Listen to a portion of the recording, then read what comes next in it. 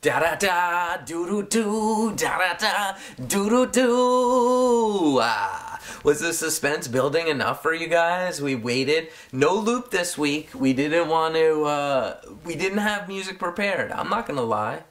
You know, we're waiting for that perfect thing. We've tried different things. Some of them have been copyright infringing, and we paid the price.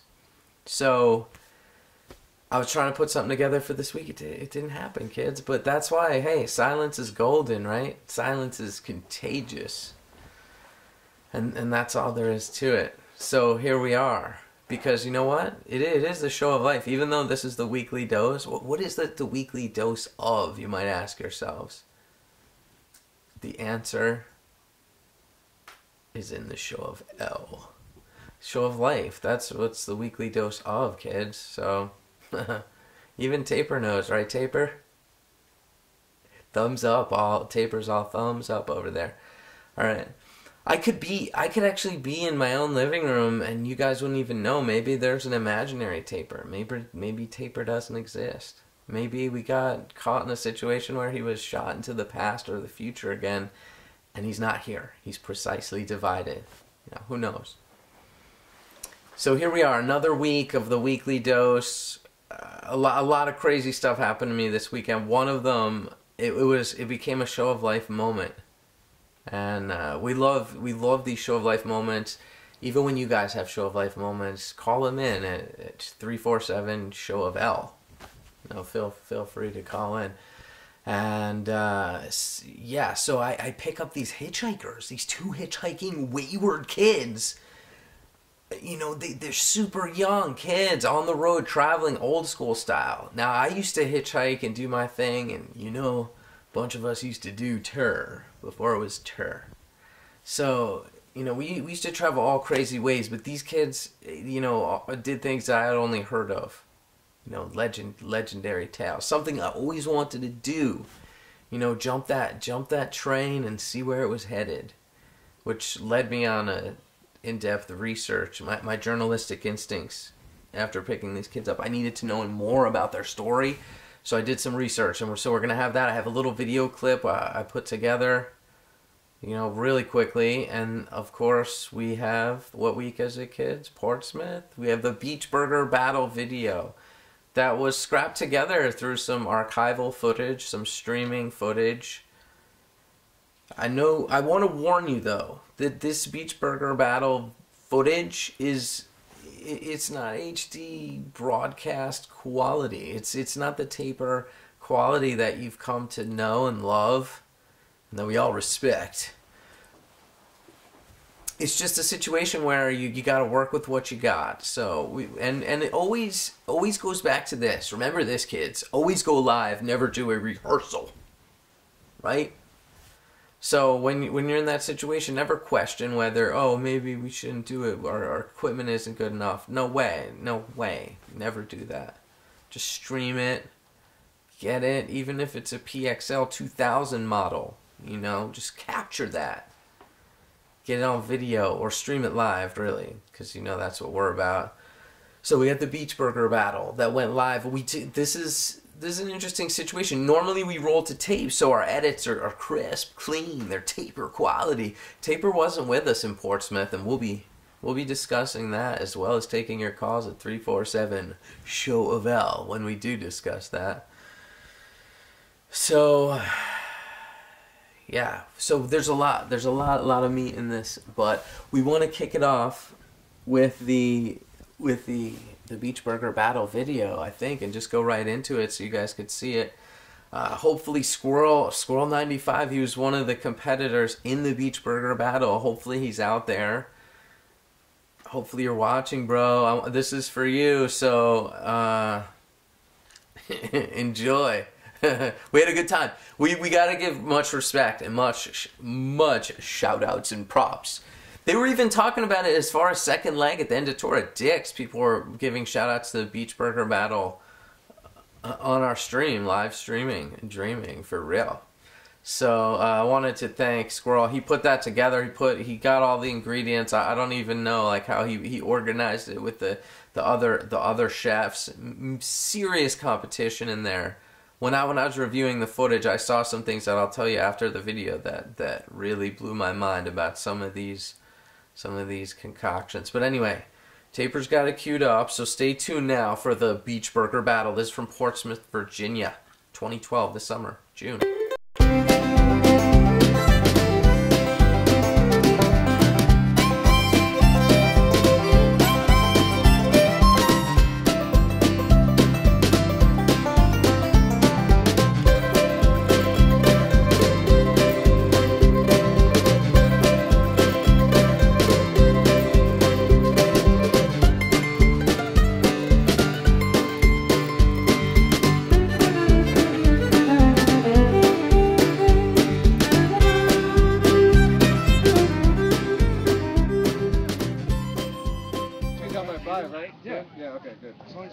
Beach Burger Battle 2012.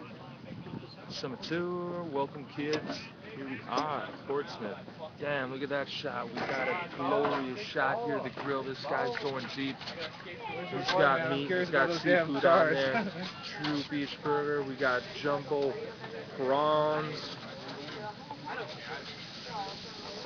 Like we got some fresh Iowa corn in those burgers. Iowa corn. Yellow pepper. Shit is looking good. We got some black pepper and salt. Looks real good. I hadn't paid anything. Here we over here to the fucking legendary status beach burger fry here on a what looks like to be a venison and bacon. Venison, bacon, that is some shit. Nah, I got a pork burger with bacon. Like real deal Squirrel 95 has come to play. He's not joking around. He's here to win it. Here to take down the first original crown of the Show of Life Beach Burger Battle. Why don't you give us what's up with the history of the Beach Burger? Oh, yeah. Through last year, huh? You can go right in there. Here, turn the camera around. See the venue there? They sell beach burgers for $12.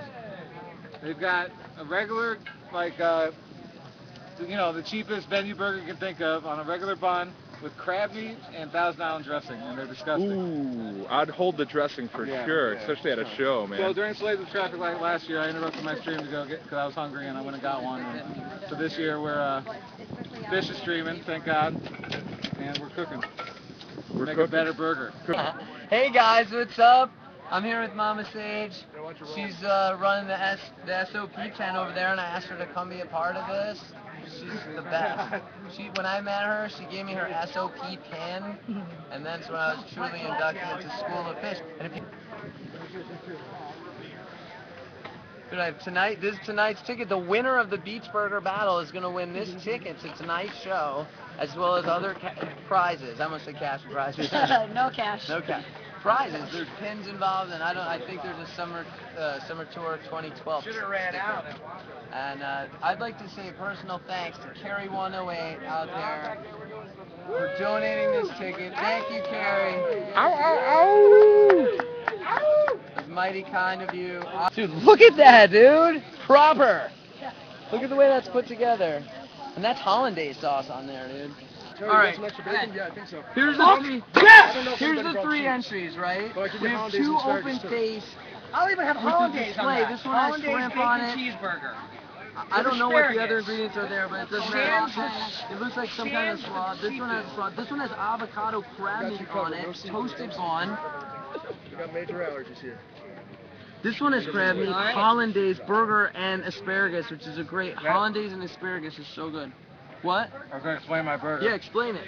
Chipotle collard green slaw, venison with bacon burger, crab meat with lime, and then avocado.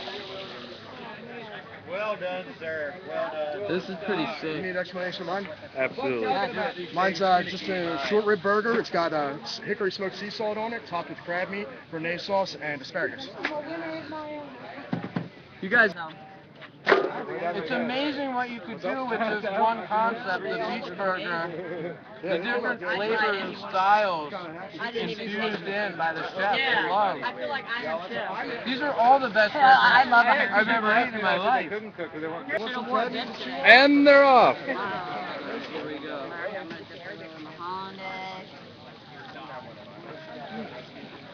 I think it's gonna be fun just watching you guys You're chew. gonna eat, kid. Now, that's good. I wish I had a snapshot of that. I'm getting this.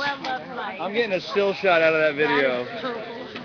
Alright, I'm going with the Chipotle slaw.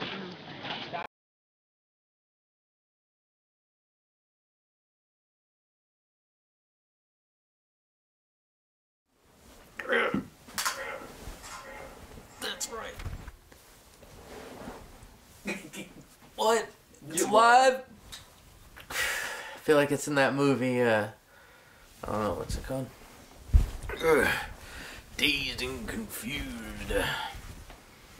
Speaking of Dazed and Confused, some Led Zeppelin up in here.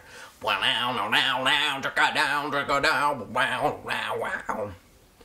up? We're back. I hope you guys liked it. So, as you can see, that's part 1. We haven't even done the judging yet. I'm working on an old Apple IIe, so the processing, it takes a while to milk those files out of there.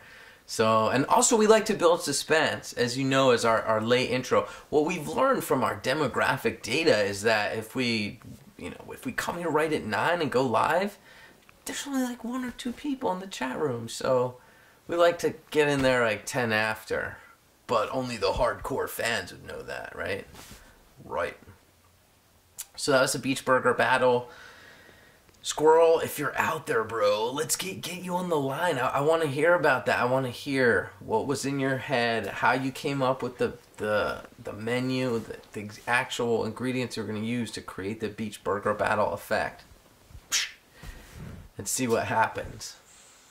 So kids, even if you know Squirrel, get at him. Go on his Facebook page, blow it up. Tell him to call 347-SHOW-OF-L. Let me make sure my ringer's not off here. So we do it so high, tactical maneuvers. So, yo, our intern quit. I wasn't able to have them put this on the note cards yet. So, well, in the tradition of always going live, never doing a rehearsal, put my notes out. Right. There he is, the man of the hour. Squirrel95, official streamer and dreamer. Hold on, I gotta turn my radio down. Oh man, look at me. I'm all.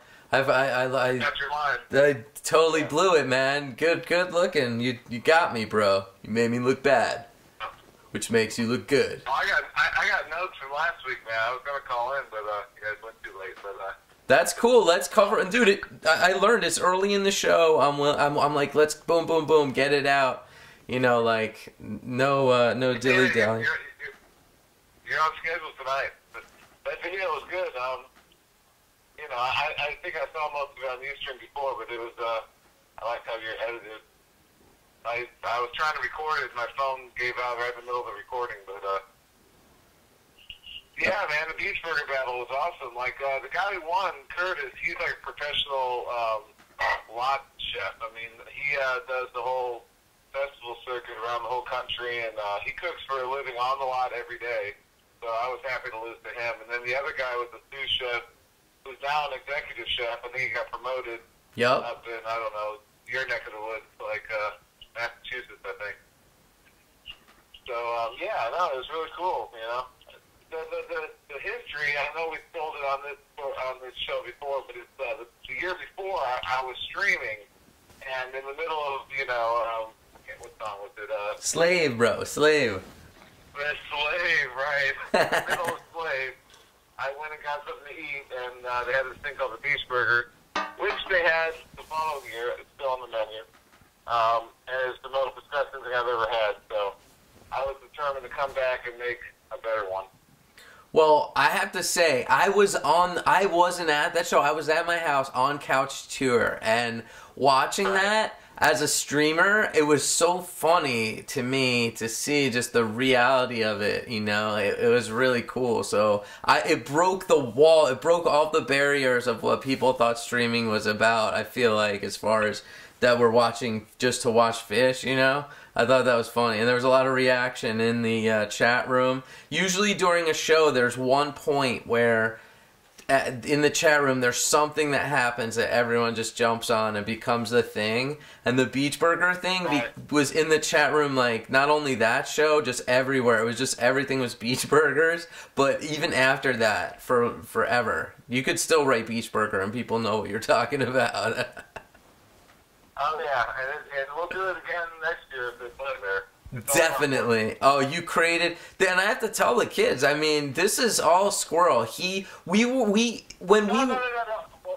What? Well, the Paper 420 had the idea of doing a cook-off, right? Right. No, that's what I was just gonna say. No, the original idea, it was like a lot iron chef was the concept, but as it got, as the collaborators got involved, I really like what you did with it. I think you're the winner in all of this because you cooked up this burger battle and just you chefed it up in the right way. You took the lot iron chef and you took the streaming and the previous thing and you bundled it all together. It was like really genius. So I ran with it after you came out with that you were doing it. Yeah. And there's one point on this show we talked about it where Jolly was going to get involved, but he had to work or something. He was like catering for Bon Jovi, I think it was. Yup, that's truth. So we'll keep it going, or just other cook-offs. I mean, like, people are cooking a lot every day, and I think it's a cool idea. Maybe we could pull it off again sometime. Yeah, definitely. The more people involved, I think, the more it could just be successful. It could be the type of thing where we have a couple of tour or, around it. I like the theme, though. I like the theme idea for sure. Yeah, it's more challenging, too. You got to have seafood with, some kind of red meat or white meat. You want with a pork burger. Get a pork burger with barbecue shrimp, bacon. Bacon always wins, man. I got the bacon tin for the Beach Burger battle. Bacon. Alright, so I learned a few things as I was editing. Did you see him? He took the limes, halved limes and put them over the bacon when he was cutting up everything. He cut the lime over the bacon that he put on the burger with the slaw and the peach and the mango and all that stuff. You know what I'm saying? Oh yeah, he wasn't fucking around. No, No, he came to win, and he did a good job. So are you doing memes this week? Yeah. My notes last week out. My meme won the best of the week, according to you, last week. Oh yeah, for sure. 100%. So Mandy liked it. I knew it was okay. Yeah, that was my favorite, definitely. But one thing I wanted to talk about. You guys were talking about G Crew a lot last week, right? You had one of the ladies, new school G Crew ladies. Yeah, Maggie. Maggie was on with Beethoven. That was sick. I thought that made the show last week. It really did. I did too. No, I did G Crew at least 200 shows I picked up, and I ground scored a $100 bill one time. Must have been a drug deal gone wrong or something. It was in the middle of a shakedown, just sitting there. Nice, dude. A Benny? Benny and the Jets. Portland 96 or 97. Something. Yeah, Benjamin. Yeah, it was sweet. Clifford Ball. Respect. You mentioned you got paid with us. You were there. I remember. Yeah, we used to hang out back then. I remember. But yeah, man. I used to look a lot different before the days of stardom, but we did. I was a scrappy kid back then, though, just hanging in the shadows. Right. But we did get paid $100 from Fish. Yup. We got put up in the bunk. The barracks. Barracks, yeah. Anyways, I rented a U-Haul. Yes. I totally remember that. Wait, you got to tell this story. Wait, it ended up bad, right? It didn't work. Well, have you ever seen that Seinfeld episode where Kramer takes it all to Michigan because you get 10 cents instead of 5 cents? Yes. Stuff like that. Yeah. So I rented a U-Haul. It cost me $200, whatever, to get the U-Haul, the gas. You're in Plattsburgh, in the middle of nowhere. Right. No, it ended up good. So all the G Crew kids, they're getting paid from Fish. They don't care where the recycling goes. I got them to put it all in this truck. Yeah, it was packed full. And then three of us split it. We all took it to Vermont. We had to drive a good hour. We had to take a ferry with all the recycling. And, yeah, so then, you know, it took a month or two, but I got, you know, $700, something like that. Oh, nice! All right, that's good because I didn't know the whole story. I just remember at the time, you know, in the field, I remember it was like you're like, fuck, you know, what are we gonna do? You know, what are we gonna do with all this stuff? But that's good. You were able to move the bottles. Yeah, we're capitalists, man. You know, any opportunity. Hey. The tour, you know, that's always the worst. When you get off tour, you could have a little bit of money, or you know. Oh yeah, man. That's what that's back in Worcester. I said you got to hustle, even if you got to tussle for the hustle or rustle for the hustle. You know, Taper knows. Right. That's why we got that $5 bill on that case. Right. Well, the tour nowadays, like you know, 200 in Colorado, you have to fly out there, and then you know, it's like I'm sure some kids still stuck in Colorado. Oh, for sure. Jolly got stuck out in Colorado in Red Rocks, 09, man. He got stuck out there. And he didn't see any West Coast in 09 for sure. Okay, so you guys talked about the sweep, the kids lining up, you know, to do the G Crew thing. Right. I'm pretty sure my boy Shane started that. I mean, he was probably one of the more organized leaders back in the day. I mean, every person who ever did it was good, but I think he started the sweep anyways, and it just stuck from there. I mean, it's common sense. And someone told me, you know, when I mentioned that, they said, oh, we got it from the cops, you know, clearing the streets like me, you know, in Boston on New Year's or whatever. Yeah. They do. They line up right here. But you guys also talk about tickets, right? And how, like, these really hard shows, like out west, there was no G Crew tickets. So I'm guessing it's the same with MSG, you know, no parking lot, just one of the excuses. Right. I don't know. You know, I from day one, I will say this. You know, I'm not trying to badmouth anything, but I really appreciate every ticket I ever got. But you know, they always did it, and that's a 3.0 thing. Oh, right on. See, guys, that's a lot of knowledge. Yeah. And Hampton, Hampton was a thing. You know, I find my way backstage first night, second night I got shut out, and third night I left, and that's when they finally let you in. But we were talking to like the red light guys, and I don't know, they just didn't see the value in it. I think they do now. It's a whole publicity thing, you know. It's a good thing. It shows people give a shit about keeping the thing clean, you know. Yeah, and the fact, like, it's so little, like, I really believe it's so little on the other side, you know, and 20 tickets. There's 20 or 40 tickets. I mean, at the most 50, and that's like, you know, that'd be a big show. Exactly. I bet this. Like, if you even guaranteed people would get tickets if they did G Crew, it's not like there would be an unlimited amount of tickets because of the commitment. So like if people did every show, they should get those shows like MSG where there is no, you know, where there is no G Crew, but fuck it. They did all the other shows. Yeah, maybe if you're a regional kid and you hop on and you're just helping out and picking up just to hang out and whatever, that's cool too, but the kids that did them all, you know, like my boy Jolly J, you know, yeah, they should get hooked. But whatever, it's all good. We'll get in the show. Come hook a crook. Most of the time, you know, it's not easy, man. You can't really hustle after the show. No. Stay late. You know, everybody's going to the hotel rooms and the parties, and people are selling shit. You can't, you know, you got a lot of that. You got to give up to the G Crew, but you might get into the hard show though. So. But, right. You said you got show Life of Water?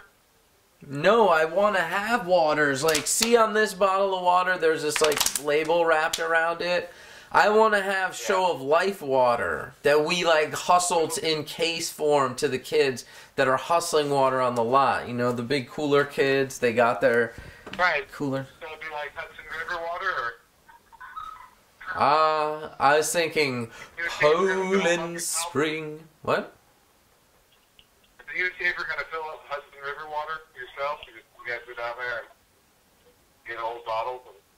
Well, actually, it's funny that you bring that up because we have Taper. Why don't you bring up really quick in the graphics? I hope you have it loaded. It's the camo caps. Can we get that? the camo caps and the graphics. See, I'm helping Taper out this week because he was having a rough time. Well, while he pulls up that, you're talking about, ground score brass knuckles. Yeah, who was the one that ground scored the brass knuckles? I don't know. I think that's 3.0 maybe. But I only picked up like 2 or 3 shows. I did all Hampton while I was there, and I picked up a couple other ones. I think I've got one G ticket 3.0. But my kids got MG Cruise at Portsmouth though. Speaking of Portsmouth, yeah, that was awesome. Yo, check this out. Like, I picked up so many shows. Like, that one time when they paid us the $100, like, that was one time when I made out. But I really, like, picked up so many shows, and I had tickets and whatever. And, like, I still did it anyway. So kids at home, fucking pick up, even if you got a ticket. It's just good thing. Yeah. Especially if the sweep, if you sweep. Right. It's easy, I think. I think that's the more people on the sweeping. It's sometimes I have to fight people for bottles. Oh yeah, no, you need your own space, and yeah, you just get in the line. It's the best way to do it. But the brass knuckles reminded me, there's a whole subgroup of G Crew called the Angry Mob. Really? Like, wow. Yeah, it's kind of old school. It's kind of exclusive. I shouldn't even be mentioning it really, but it's like. We used to turn in the Nitrous Mafia, that was kind of our first objective. We're still around, the Angry Mob, from the Fish lyrics or whatever. But, well, yeah, wait, is this an Esther reference? What? Yeah, we were keeping it real, it's not everything's roses on the lot. There's sometimes a little aggression. Like, hey. Angry Mob. Hey man, I got some reports. I got some serious shit that went down in Hampton on my iPhone. Seriously. Oh yeah? Oh yeah, dude. The bottle rocket? People get hit with bottle rockets? Did you watch that? I saw it live, yeah, that shit was funny. Yes! Kids, promo! What's up, Taper? Fucking a dicks, man. Someone got hit in the head with a bottle rocket, and then someone shot off a bottle rocket while I was interviewing them, and it went in someone's car and hit their dog. And, so stay tuned for that shit, right? They don't get mad if they hit somebody, but it hits a dog. Oh, look out. So, the Mike hotline last week, what the hell was that about? Helping friendly folks? What's he talking about? I think last week he was talking in response to someone that was asking about whether art was created, whether it flows through you or if you actually create it, really, was what he was right, getting but at. there was some reference to writing a book or reading a book. I thought he was talking game heads, I don't know. I picked up on some of his verbiage as being a little bit, something about writing or reading a book. No, I think you're right, and now I remember. I mean, it's almost hard to follow, kind of like those old Schweißes. I love that far out stuff, man. That it's that Robert Anton Wilson-esque writing. I don't know. Right. But do you think he was... Here's a question, speaking of the hotline. At the end, right before the message got cut off, he said, but that isn't the eloquent explanation, and then it got cut off. Do you think that was a reference to the Show of Life band name submission, Eloquent Soliloquy? How many weeks? The week before? Was that from the previous dose? Look, I got Taper to smile, at least. Oh, go on. Maybe. That's a stretch, but maybe. All right. That was a strange brother, man. That was a really strange brother. Right? That was bullshit. That was pretty funny, but. Well, we'll see. Well, when we call when we call this week, we'll see where the calls, if they're all just random or if they all are linked together. Right, with the mic thing. But I was going, the video you played last week of Trey's brother, that's not Trey's brother, right? I don't know. Taper's putting. He did one of these, literally, and I don't even know what that means. He said he was in the Grateful Dead movie with Fat Betty. I want to see that clip. Hey man, we got our interns pulling it up right now. After the next video, we'll have it for the third segment. Fast Eddie. Hey, that's a good look, and if we could find that, it would be funny to pair those two up, you know? Right. What do you I got think? two last things for you. What's that? What? I got two last things for you, and I'll stop talking. You're hogging up the airwaves. I think you're a great guest, but whatever. Right. I'm trying to make it short. Scalping. New Year's Eve, MSG. Can I walk here? It's like the worst thing in the scene, man. I'm so over it. I'm trying to tell everybody, man, just don't do it. Keep your money in your pocket. Yeah, keep your money in your pocket. And Taper, pull up the meme. I created my very first meme, believe it or not, this week. And it's the cash or trade meme. And I think it was going to blow up because the sentiment of the My scene. God, yeah. Cool. Did you like it? Yeah. I'm not going to say overface. Yeah, right, yeah. Right, it's like gets denied fish tickets, gets face value ticks at cashortrade.org. I've never paid over face. I never paid a scalper, whatever. Me neither. Yep. Even in Hampton, this is legendary status. I don't know if you know this. When I went to Hampton, but I was back in the fish tube days, and I was going hard. I was going hard like a go-kart on Twitter, and I wound up meeting this guy. He's like, yeah, I got 3 for face. We met at the Embassy Suites. It was like a zombie movie because people were like clawing at each other for tickets and like waving around like thousands of dollars in cash. And I literally bought this guy's 3 extra tickets for face, for 3 for face. Boom, $60 a pop. I gave him $180. There was people all around waving fistfuls of cash and illicit substances, you know. And that was legendary. That's when the streams were started, right at that moment, literally. You got lucky. I got shut out. I've only been shut out 3 shows out of 300, and that was one of them. Dude, dude, that pains me. I think I'm plugging my stream. It looks like I'm going to make Primus on Friday. Oh, yeah? We're going to look to Jam Couch for a link or something? Yeah, Squirrel 95, Primus 3D, Friday from Asheville. And it's 90% sure it's going to happen. So. Here's a question for you, Mr. Squirrel 95. Did you hit up the Primus concert at Hampton in 95, like the day after Fish 95 Hampton? Yeah, I was standing right next to Trey and Cage the whole night. Yep. Whoa, dude, I don't know. Really? I was like, that's good, man. You were high class. Were you dressed in like a 3-piece suit or a tux or something? No, I was a dirty tour kid. I look like you. Good. Well, you know what we did? Fucking, we were like, we convinced the security guards to let us in using our previous night's ticket stub somehow. But it took a lot of hustle, like, for us to get in there. But some of us kids did that. It was crazy. It was half empty compared to Fish. I mean, oh yeah. It was basically just the floor. Remember? Right. Yeah. So we were standing like next to the soundboard, and the whole band was there. I mean, Fishman was there, and Mike were there too. All night we stood next to the soundboard with Fish right there. We were like dancing the Johnny the Fisherman and stuff.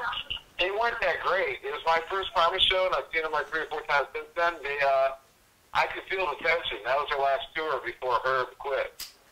Huh. It was Winona Big Brown Beaver tour, whatever, the Punch Bowl, Tales from the Punch Bowl tour.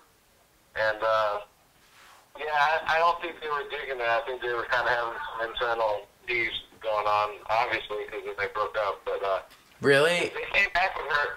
Yeah, I mean, Herb came back, and he was awesome, and now they got Jay Lane, right? So it's pretty sick. Yeah, I don't know. They have a song. What? They have a new song called "The Eyes of the Squirrel Are Watching." Do you think it's about you? I don't know. Right now, if you go to their ticketing, the pass word is squirrel. Stop it, dude. You need to submit. Yo, you should come with us. Let's go and get a gig with them. We could be their streamers. Stream team. You know who works for Primus? Who? It's like their stage guy, Brad Stan. No way, really? Yeah, that's his gig now. Huh. I feel like a lot of people, that get involved in the Fish, even if they're not like directly involved, they like come out with like cool stuff going on, like, Brad Sands with this gig, or like Kuroda with the Bieber lights, or some of our other friends, that might have been on G Crew, they like get to travel around the world, doing their thing. Right. It's good to have Fish Connects, that's all I'm saying. Yeah, lots of people in the music industry. And, oh, by the way, I still got your microphone. I'm going to return it right after the Primus stream. So it's coming. Alright, because if you don't, I'm about to pull out this meme on you and start coming up with all different memes. Oh, no. Here, this is my new meme that I'm coming out with. It's one of the old ones, but it's gonna say, yo, lent his mic out to fellow streamer. Pull it up, Tabor. It's different than this one. That one, put that one on. Look, it's gonna say this. Go, hit the go button. I'm going to throw in a bonus present with it when I return it. It'll be something. I hope so, because it's been so long. I need it, actually. Talk about segues.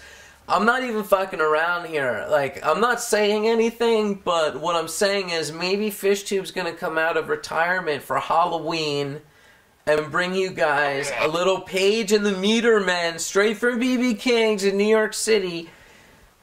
I'll have to talk to him, but he needs the proper equipment, because we can't get Taper's rig in there at all. So. Okay, no, I'll get it to you before that. All right. Honestly, and like at least if you've been like doing shows. I don't know. Have you streamed any shows with it since? Yeah. Well, I streamed. My kid played with a blues guy the other day. Local blues legend who used to play with who wrote Karina? Small. Yeah, his name was John B. Holman. That was a couple days. That was a small local thing, but no, not really. I was back into Charlotte. I mean, Charlotte was so epic. The quality was like unheard of because of the Yasu. Hey man, I don't know, man. It's all up to the carrier. I don't know. Isn't that interesting though? What makes the difference? It's not. People don't understand. They think that streaming is a science. They think, technical, like computers. It's a science. No. It's an art. It's an art, right?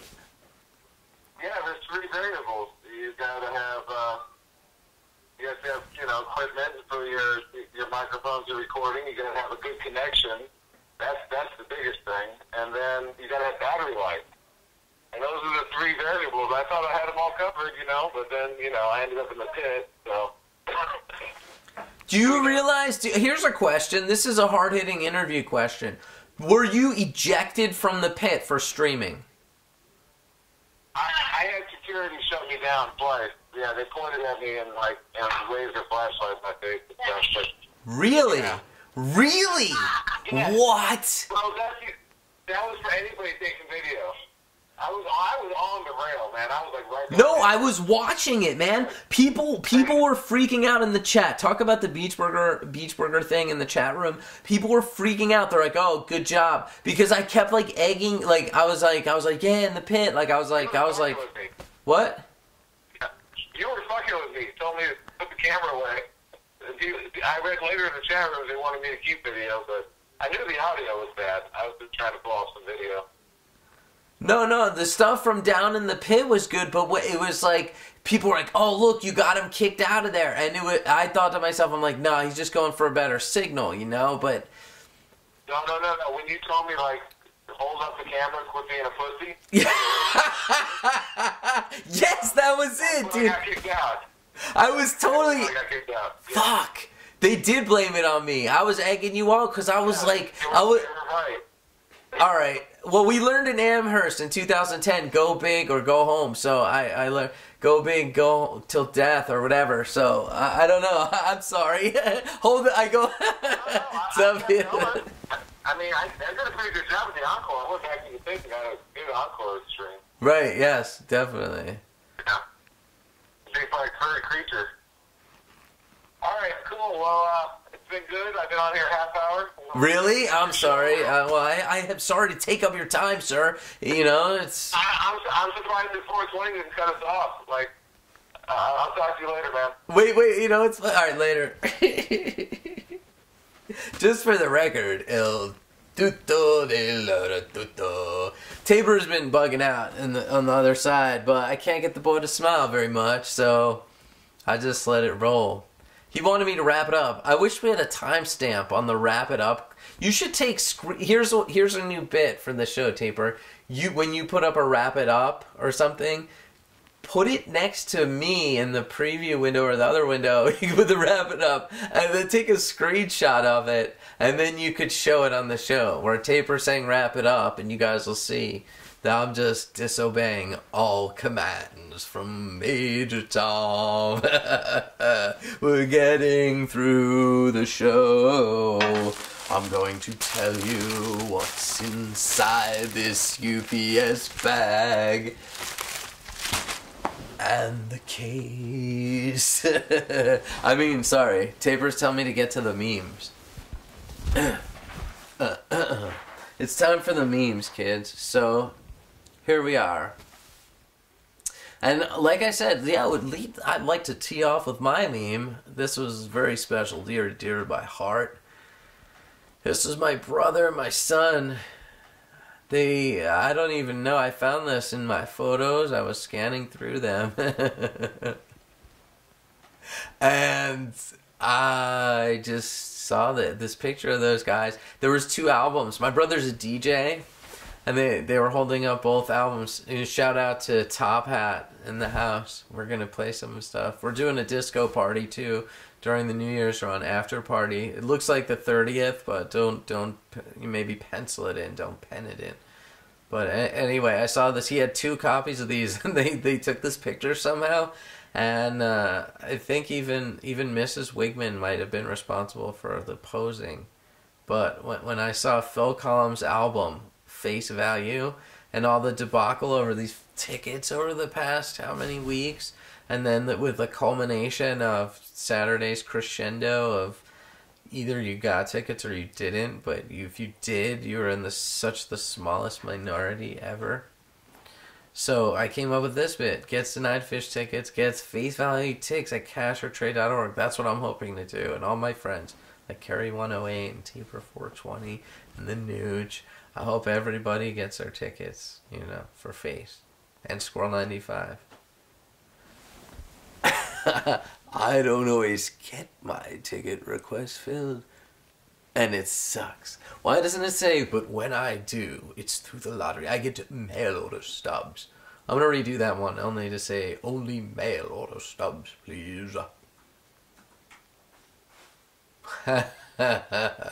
Oh, that's right up your alley, Taper. Alright, these should be called mimes. Alright, here we go. Chance admits selling you his New Year's extra for face is 0. 0. So that fits right in, really, I think. Does that tap into the zeitgeist old vibe, the mind, the hive mind? Both of those memes were right in line with the whole ticket situation and topical. I love it. Go.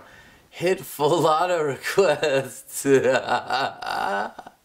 Positivity guys are all getting in. Hey man, God bless him. Look, looks like he's smoking. He's smoking. That dude's getting high. We regret to inform you you'll be on Couch Shark on this New Year's Eve.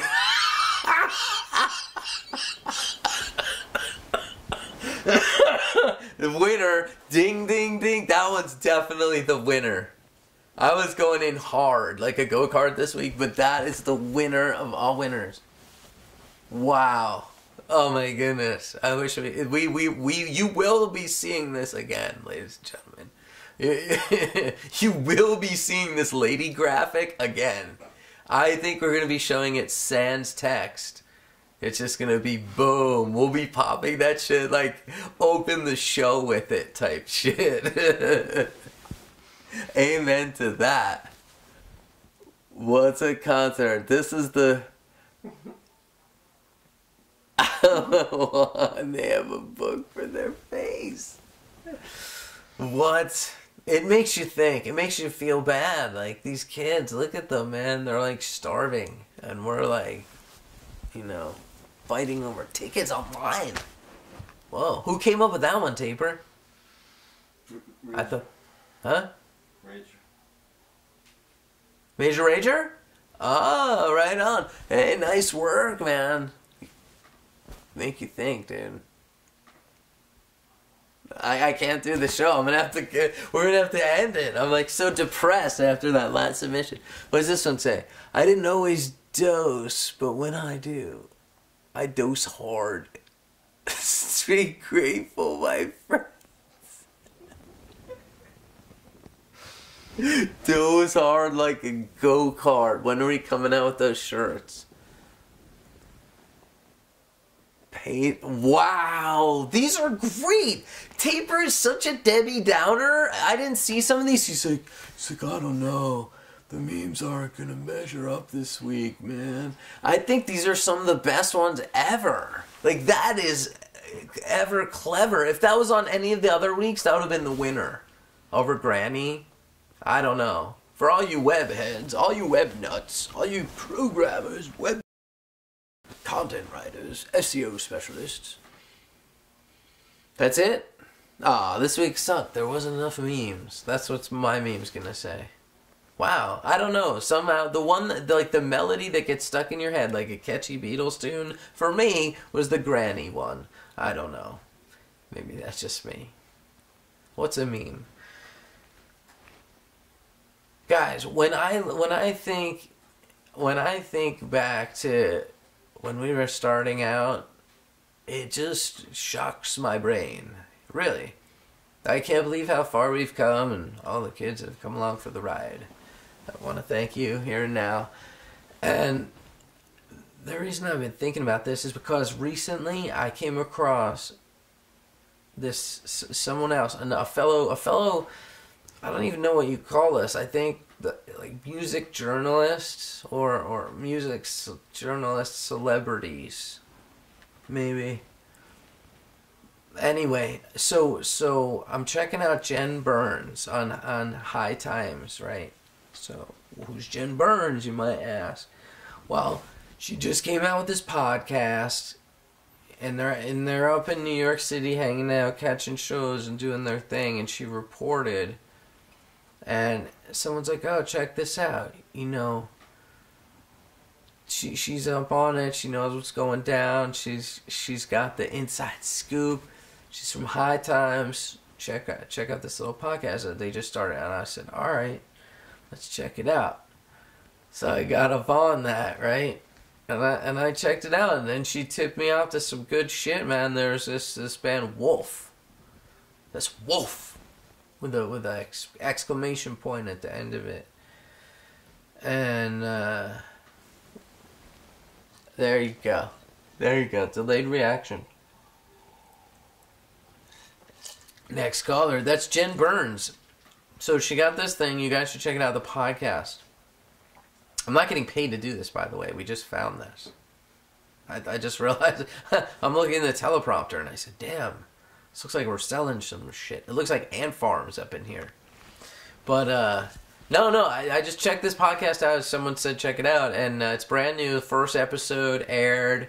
And as a fellow, broadcaster, I said, what up, Jen Burns? Check it. And I found out about Wolf, which you guys can find out about if you don't even need to see her show. Although I'd recommend it. Bam!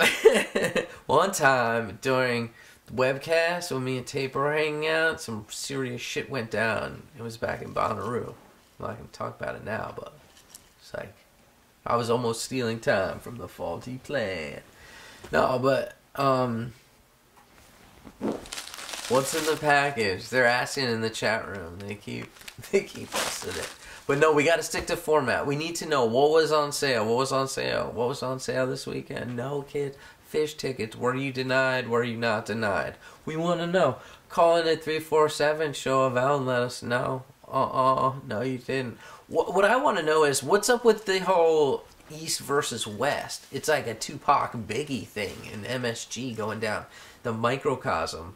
The divide, the Great Divide. Are people going to be talking about that? The Great Divide between, between East and West? The Great Divide? Are you going to get those tickets in the East and the West side? Who's going to be? Is there going to be any problems? Are we going to have a problem here? Here you go, Slim Shady type shit. Who knows? It'll be East versus West.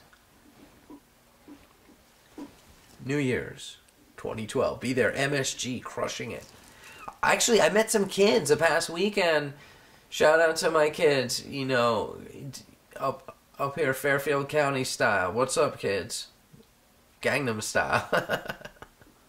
I don't want to expose them, but they had some good lot knowledge. Some lot knowledge, actually, for you kids that are following that whole trend on Twitter. The real lot knowledge is reserved for the lot, which they shared with me some lot knowledge. And even though we weren't on the lot, it's still lot knowledge because it was off air. There's some on air lot knowledge. And then there's off-air lot knowledge. Kids. So that's it. No, it was hard. When you go on the computer and you're punching in the numbers and the codes and the capture cards, what is with that? Why did they do that? I don't know. So, I don't know. Kids, did you get in? That's the major question. I did not. Did I want to use this segment to pitch why Taper and I should get into the show? Why you guys should hook us up with your extras? Yes. But better heads prevailed, and members of the team like Mr. Clifton told us, don't do it. So I shall be moving on. And as Squirrel95 foreshadowed earlier, we'll find out this week what's going on Mike's Hotline when we call it This Week, live on the Weekly Dose. So it's your call, kids. What's it gonna be? Taper, what's it gonna be? He's doodling in his notepad. Oh yeah, bring it. You should have brought it. Sometimes that's the new. All right, well, that might mean what that old lady's gonna be stealing time from the faulty plan.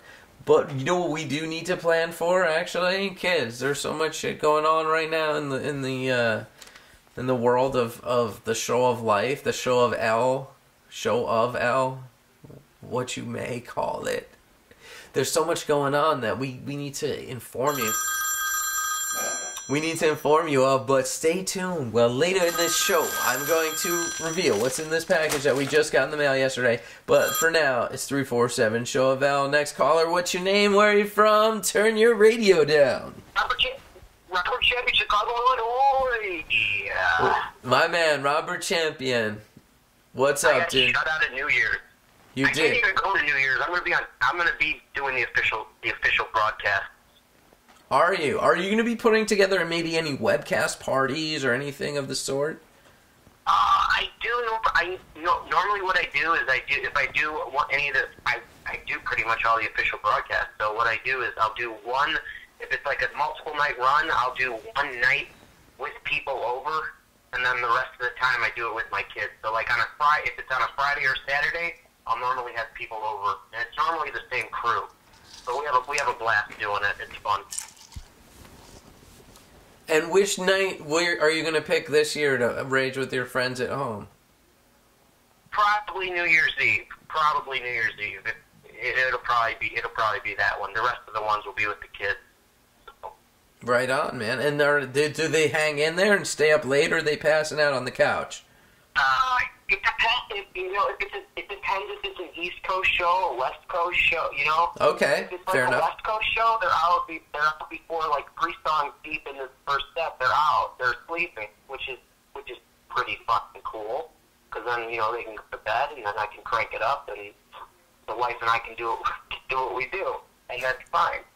But I'm not going to be able to make Madison Square Garden this year. That sucks. But hey, I promoted your show on Jersey Tour. What's the deal with that? Jesus, these people over there, they're so agitated all the time. Not trying to start any shit, but come on. Really? Why did it cause a mighty stir? Here's the thing. This is the thing about fantasy. I'm not. There's probably some people, some guests in the chat room, some viewers in the chat room who regularly are on Fantasy Tour. But you could post a picture on Fantasy Tour, and then you can post the exact same picture on Facebook, and you'll get two completely different reactions from the majority of the people. I don't understand it. What's the deal with that? I think, honestly, I'll give you my real honest answer here. And it's interesting that you brought this whole topic into the light right now, but I think it's just the culture. I think that in different spaces, there's just different cultures and how they operate. And in either one, either culture, you could find the dark and the light, but sometimes the overall culture might portray itself as light or dark. So that's why you get maybe one reception on Facebook and another maybe on some drug ban message board. You never know what you're going to get. So that's a good point. That's a good point. And I think because the reason I even say that is because this past weekend, not only did I pick up for a little plug for later in the show, a little tease in your tweets, if you will, I picked up these hitchhikers this weekend and they blew my mind with their dumpster diving and eating like gold flaked truffles and just crazy stories, even though they were hobos on the road. And that just... that's keeping it real, when you when it's going down like that. I don't know. I don't know. There's something to be said for like the extra hardcore vagabond lifestyle. I think if you have the opportunity to do that, are they seriously like riding the rails and shit? They're jumping in the freight cars and all that? Yeah. No, like I'm sorry that I actually just jumped the rails and got way off topic. But it's these guys. You would have loved these guys at home. Robert Champion. He shares a lot of similar visions as myself with his project, theslopingcompanion.com. So I know these guys would be right up your alley. And so I wanted to dedicate a whole show to these two travelers. I literally picked them up hitchhiking in the rain. They had bikes that were like all like broken down, like minimalist like bike pattern. I don't even know how they fit them in my trunk. They just did it, and the dude sat in the back seat with two wheels, and the girl was in the front, which I thought was dope. And I asked him for gas money, like any good kid would, straight up. As soon as I got in the car, I was like, "Yo." You guys, I'm going to get you where you need to go. I actually was going to the town they were going to. And you'll appreciate this, Mr. Champion, of all people. I was going to the exact town they were going to, and they obviously didn't have any gas money, but I had this brilliant idea. As soon as we started driving, I said, oh my God, I have these people. They're in my car for over 2 hours. And these people are keeping it real. These people are keeping it so real that I just couldn't even believe it. And it sent me on I did a lot of research. There's this documentary called Catching Out. I don't know if you ever heard of it, but it's like hopping trains. These guys were very reluctant to talk about traveling on the rail. Like, I don't know, any good on the road type tour. It fits in with the tour lifestyle, basically. Anyone that loves to just like experience the different places of the world and travel and do that type of stuff. These people were so hardcore. It's like a whole segment in and of itself. I don't even know if I want to get into it or get into that clip right now, but later in the show we're going to be going deep into it. But I want to go back to what you're talking about with the whole like some people are into it, some people are not, and it's definitely based on the culture, I think. That's the thing. I just noticed this strange dichotomy. It's like certain web presence, certain fish web presence, like attract certain different types of people, and you could post, like I said, you could post the exact same thing on two different forums at the exact same time. And 90% of the people on one forum will call you a faggot, and 90% of people on the other forum will be like, right on, brother. I just don't understand. But anyway, I wanted to talk about really quick I went and saw Trey at the Chicago Theater. Ooh, child, things are gonna get easier. Did- It was fucking epic. Did they play that? Yeah, they played. The second set was ridiculous. They played that. They played The Devil. Went down to Georgia. The horn section doing the fiddle part. It was fucking awesome. Where'd you go? I went off camera because you were singing "Ooh Child, Things Are Gonna Get Easier," and Taper. No, I'm serious. This is keeping it real. This is in lieu of, like, you know, come on. This is keeping it real. Like, I came out because I wanted to Taper to serenade you, and because he's having a rough time, dude. He's having a rough time, man. He's not psyched. I'm sorry, you're cutting out on me, brother. All right, well. The minute you got up off the couch, I started getting a bad reception. Sorry. Hopefully.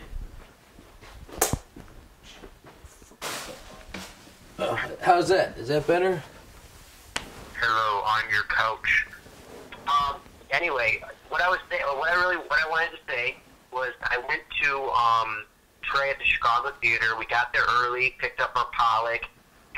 It was funny too because we got there. My wife went in to get the print because they only made 300 of them. Very cool print, by the way. If you haven't seen it, it's of the facade of the Chicago Theater. Absolutely beautiful theater in the heart of Chicago.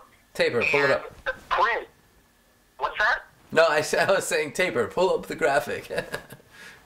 Oh, is it there? Oh my God, totally. Anyway, if you haven't seen it, anyway, the cool thing about this is Pollock print. The print.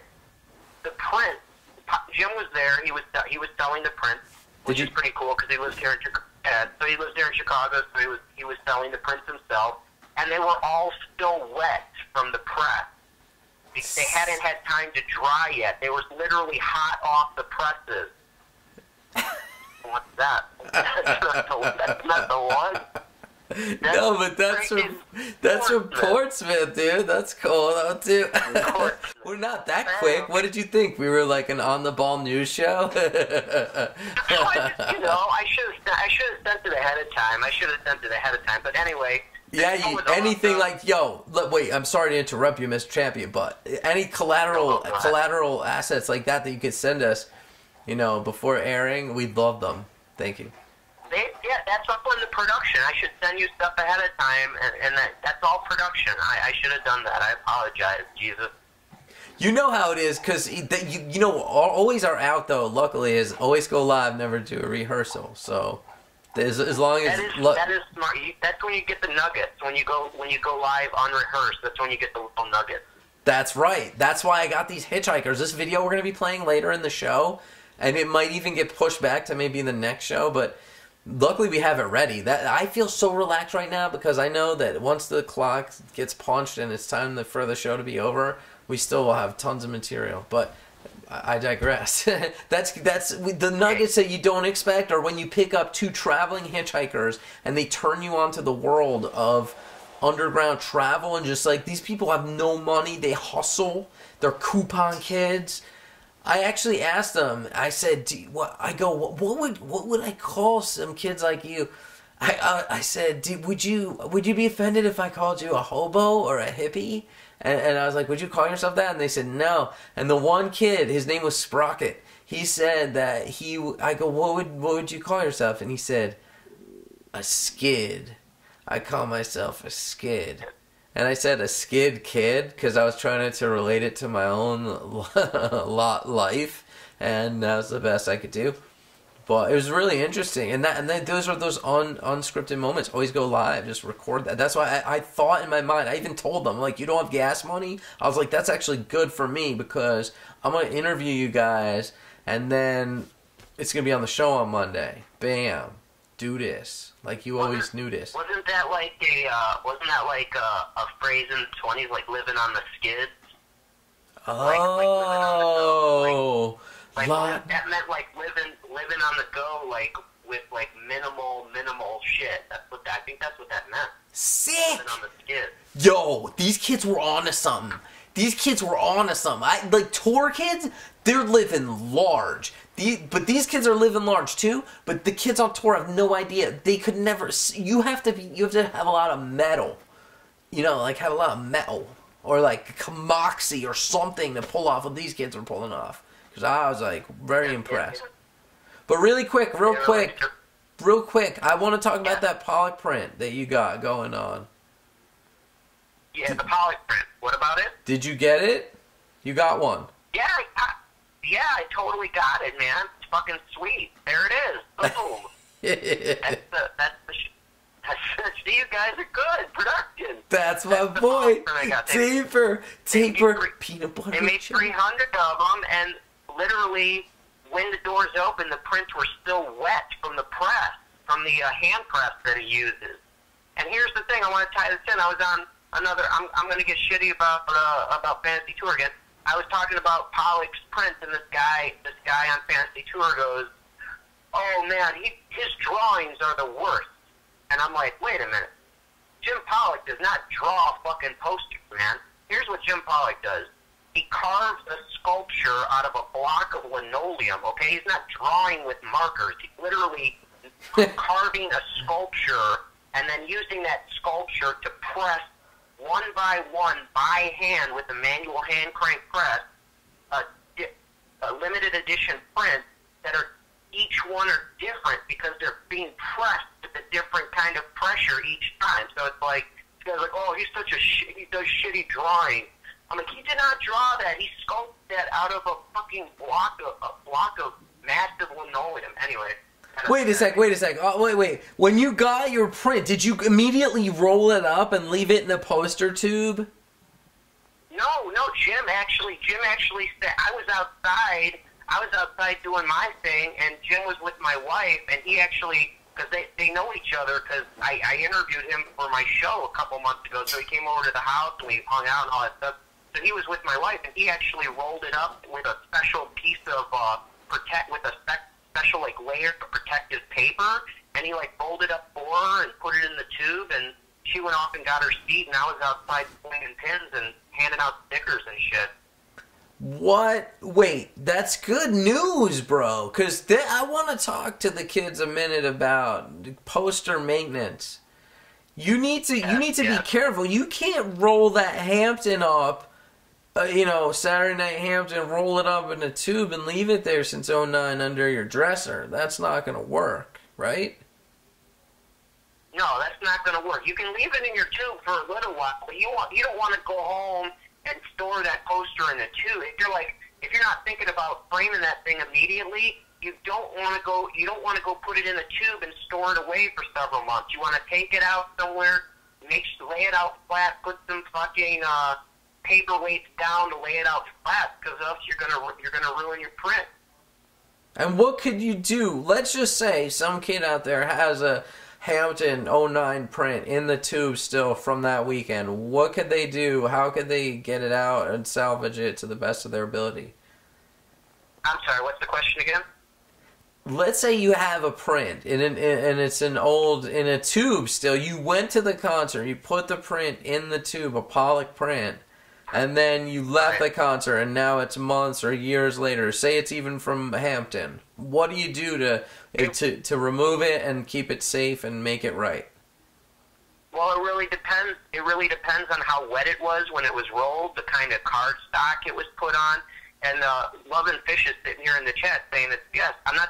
She's saying you don't have to frame it immediately. That's true. You don't have to frame it immediately, but you don't want to store it in a tube for months on end, because you want that thing to be as flat as possible. But it really does depend on the cardstock, Like Jim uses a really thick cardstock. Right. And then like this one, like when we got this home, I took it out of the tube immediately when we got home, and it was still wet. So I took the protective paper off, put paperweights down on it, and now it's going to get framed this weekend. So. Interesting. Yeah, but it was a pretty fun experience. Here's the cool thing about that second set. The Devil Went Down to Georgia, and the horn section played the fiddle part of that song. You know that song, right? Yeah. The horn section did the fiddle part to The Devil Went Down to Georgia. It was fucking sick. It was awesome. Taper, anyway, pull that up. The horn section. From The Devil Goes Down to Georgia from this past show up in Chicago. Tab. Yeah, Get it was it. pretty cool. We had a lot of fun. That's great, man. What? Hey, anyway, I'm gonna get off. Once you guys do your thing, but I wanted to stress. I'm trying to the members out there viewing and the guests. They don't even know. I'm trying to get Taper 420 and Gentleman Jesus Weekend out to Chicago on November 30th to cover a very special event called Elevate for the Mockingbird Foundation. Chicago Fish Tribute Band, the Vasco Constrictors, are going to be playing 2 sets. We've got Goose Doctor. We've got a fucking sick DJ duo group called She's Faking It that are going to play throughout the night in between sets and at the end of the night. And we need to get the Show of Life out here to broadcast it. Listen, we can make this work. All we got to do is raise $150. I will cover the rest of the cost. I'll hook you up in a hotel. Let's make this happen. People power. Let's raise $150 for November 30th, and I'll cover all the other costs. You hear that? You guys heard that here live. You guys heard that? $150. That's nothing. That's a pittance from what it took to pull off the dick streams. So if you want us to be part of this Elevate situation, $150. You heard it here first. You're really saying that? That's all we got to do. That's all we got to do. I'm saying it right now. It's recorded, archived, set in stone.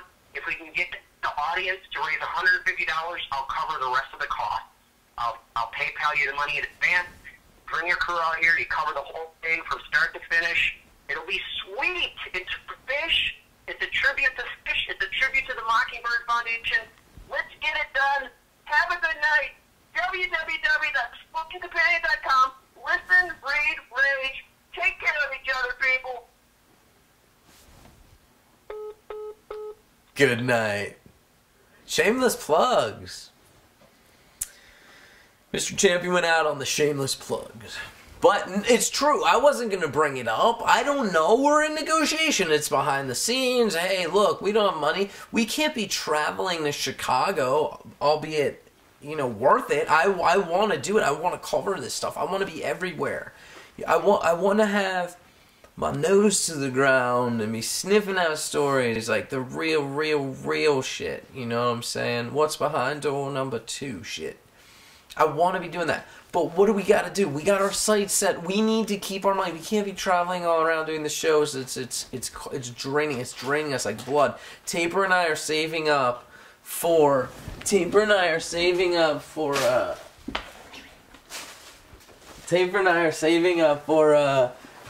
this thing, the switcher. Oh.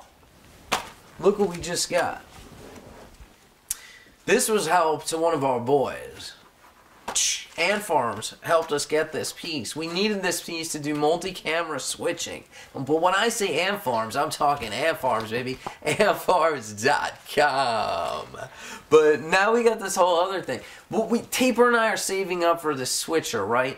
So this actually is a good tie-in. Well, leave that up. That was great. That was actually the perfect tie-in, Taper. It was perfect. Skip to second 43.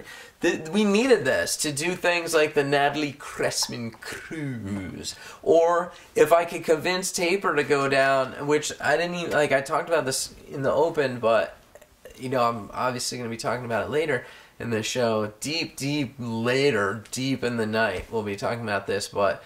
Halloween, Page, Meterman, New York City. I somehow weaseled my way into being a part of this VIP section. Holla, get some streams out. Yo, Squirrel, you better send my mic back, because I won't be able to stream and dream that if you don't do it, girl. So anyway, it was because of our friends at Ant Farms we were able to get this. It's a Firewire Express. What was the technical term for it? Yeah, it's Express card, right? Dude, Firewire. This so we could do 2 camera angles. Right? So you could see one. Boom. Next thing, it's like up close. Wigman. Intense. Hey, this shit's for real.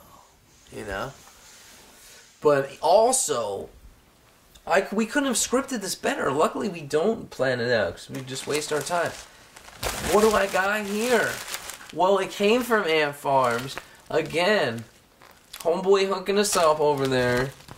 I don't know if you watched last week's episodes, but hello, antfarms.com. They take pin making to a whole another level.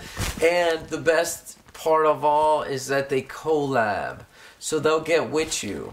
You know, if you have an idea for a pin and you want to get ill, and you want to take pin making to another level, you get in touch with Ant Farms. That's how we do it. That's how I can't actually, I almost slipped. Sometimes the lot knowledge is strictly for the lot. There's my meme for next week.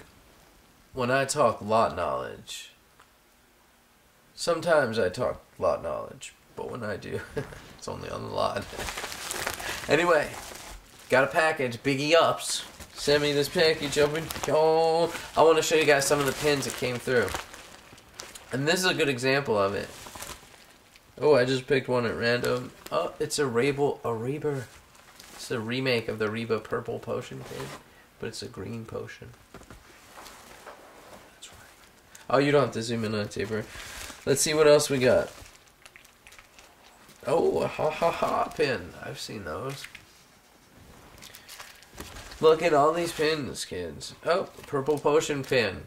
Reba purple potion pin. You guys need to get that. No, but I am looking for a specific pin. He literally, homeboy said it's like gold bullion, right? Look at all these pins. Yeah, man. Can you get these? I'm just gonna dump them out. Dude, the boy, he was like, dude, he's like, I love you guys. Here, have some pins. Oh, wait. That's all. Look, it's like booty. And we got a special announcement, too. Like, this is actually practice. I told Taper, we do this live. We do our thing live. Like, even back when we started the weekly dose, it was to practice for the show of life. The show of life. And we got this new thing coming out. And we're not going to talk about it right now because some of our management won't let us, but it's just part of it. I liked when it was zoomed in. I felt, can't we just give a little LSN? Not on me, bro. Brother. Look at that. It's like, yo, look at all these baggies, bro. Look at all these pins. This is the one Taper wanted. Right here. Here, wait. It's not about the baggie. I think they do it injustice. We're going to have to get a pin board. Here we go.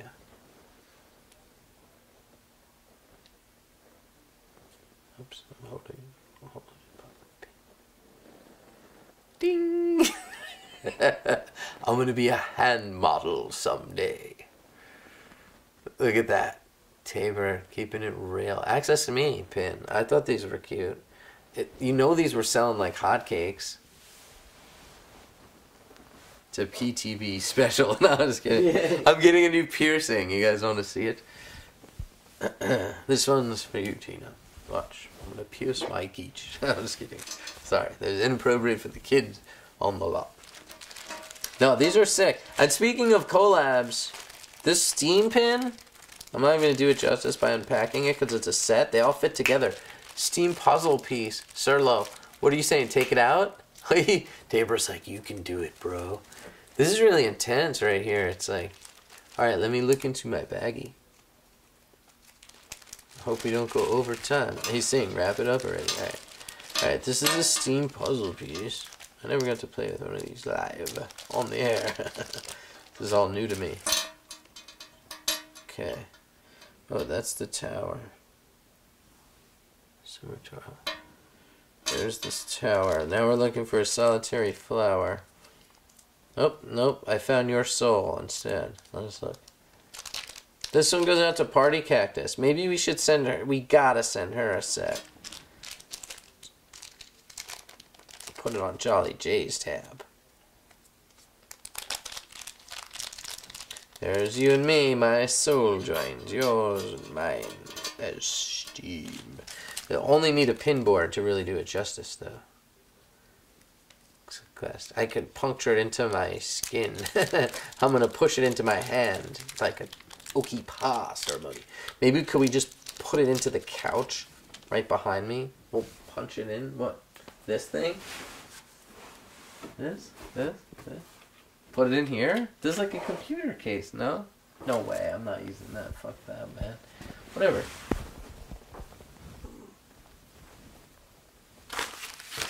Here, I'm gonna put it. This is the real dirty lot way to do it, kids. You want to get dirty.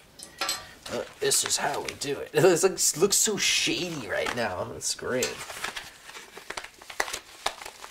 This is how the dirty tour kids get down and dirty and keep it real.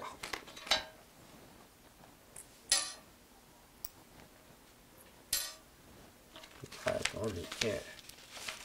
Alright, I'm gonna wait on that.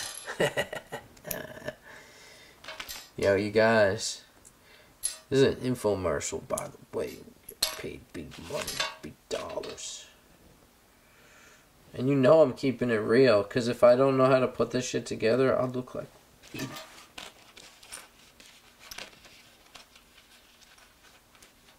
Well, works too.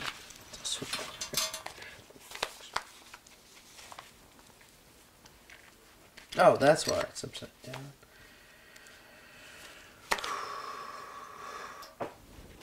Just tell me to wrap it up. Dude, this is hard, man. This is not your, like, play school puzzle, bro. This shit's real. Oh, fuck. Need your help. Tape. Ow. I literally just punctured through to my hand. Literally.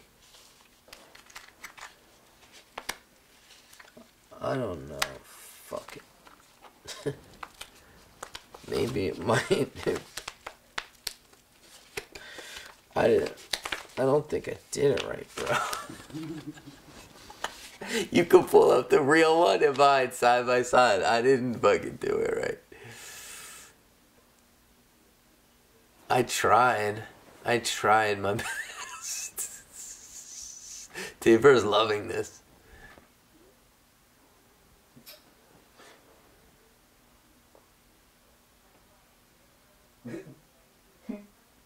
I think I did it backwards, no?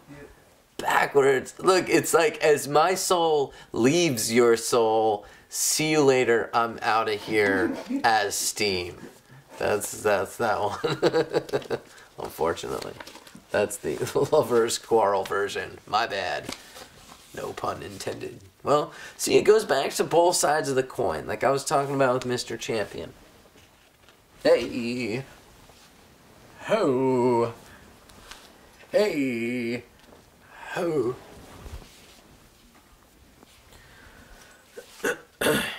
But thank you from the team over at ampfarms.com, Biggie Ops. You didn't have to do that, but they're helping support an initiative that we're launching.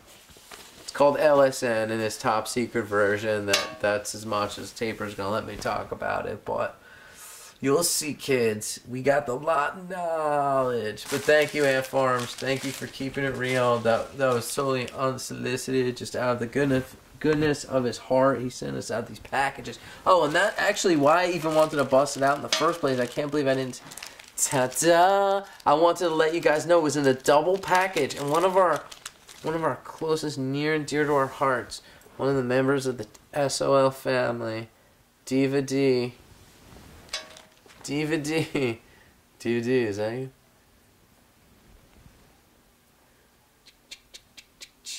She wanted one of these green fans, and he heard us on last week's episode say something about the green fans, and he threw it in, the extra package.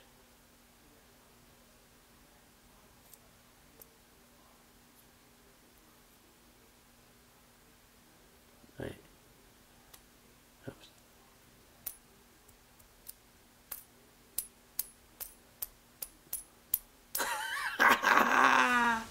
Right? You love it. So DVD, look, we got you. I'm going to put this back so it doesn't get scratched. DVD, you have number... Can't read that. 260. Nope. 127, Diva. There you go. Very good. So thank you, DVD. Keep the photos coming. We'll see DVD at the boat cruise, won't we, Taper? DVD's gonna come out for the boat cruise. She's the team photographer. Keeps it realer than most. Glad we got to hang with her for some time. She'll be there for the boat cruise though. So that's what you get when you buy Chlorinet. Alright, before it gets too late in the show, I don't want to forget, because we need to keep the threads, the strands alive. These common threads. Shout out to Costa Pete. By the way, I didn't get to comment on that because Mr. Squirrel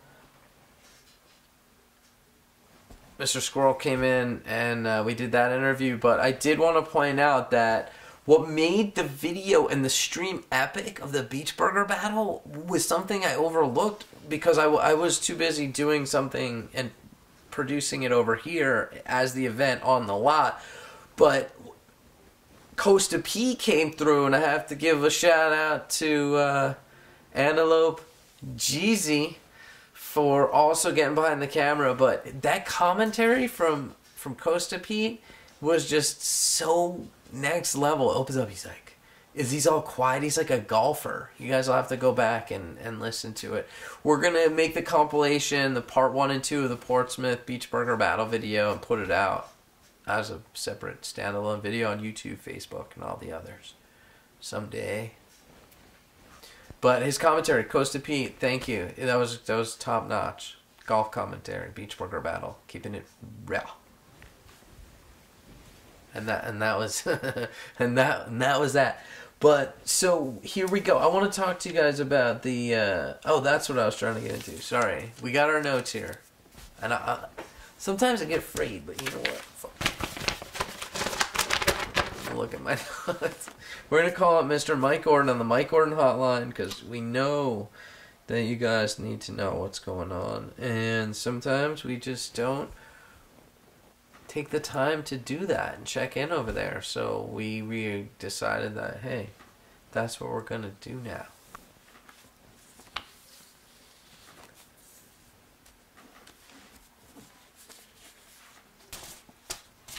Yeah, let me check. Oh, I wish I kept. Oh, this is great, right? I wish I kept that note card in my pocket. I don't know what I did with it. I think it's in my bag. We're gonna call them shortly. We're going to be calling the Mike Gordon hotline, you guys. It's this point in the show where we call the Mike Gordon hotline. Soon, when we're ready to, when the timing's just right. You don't realize where these orbits in space, even people, animals, are just orbiting each other. Even when a dog comes around you, sniffs your ass, it's just orbiting you. Taper knows, Zion knows, you know what I'm talking about. So you gotta wait for these celestial bodies to be in the proper alignment, the proper position to keep things real. And so until that time when we're feeling it, we're feeling the Gordon number, the hotline number, when we're ready to drop it like it's hot, that's when we go through and we call. And we get the scoop, the latest scoop, and we see how they all connect together. And see what it's all about. We call Mr. Gordon on the Mike Gordon hotline.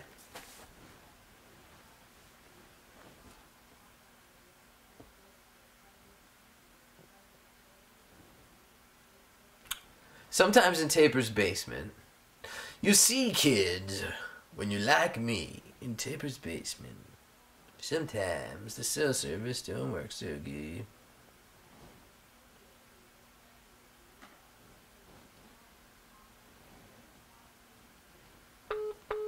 Here we go. We're going to redial this. Let's redial.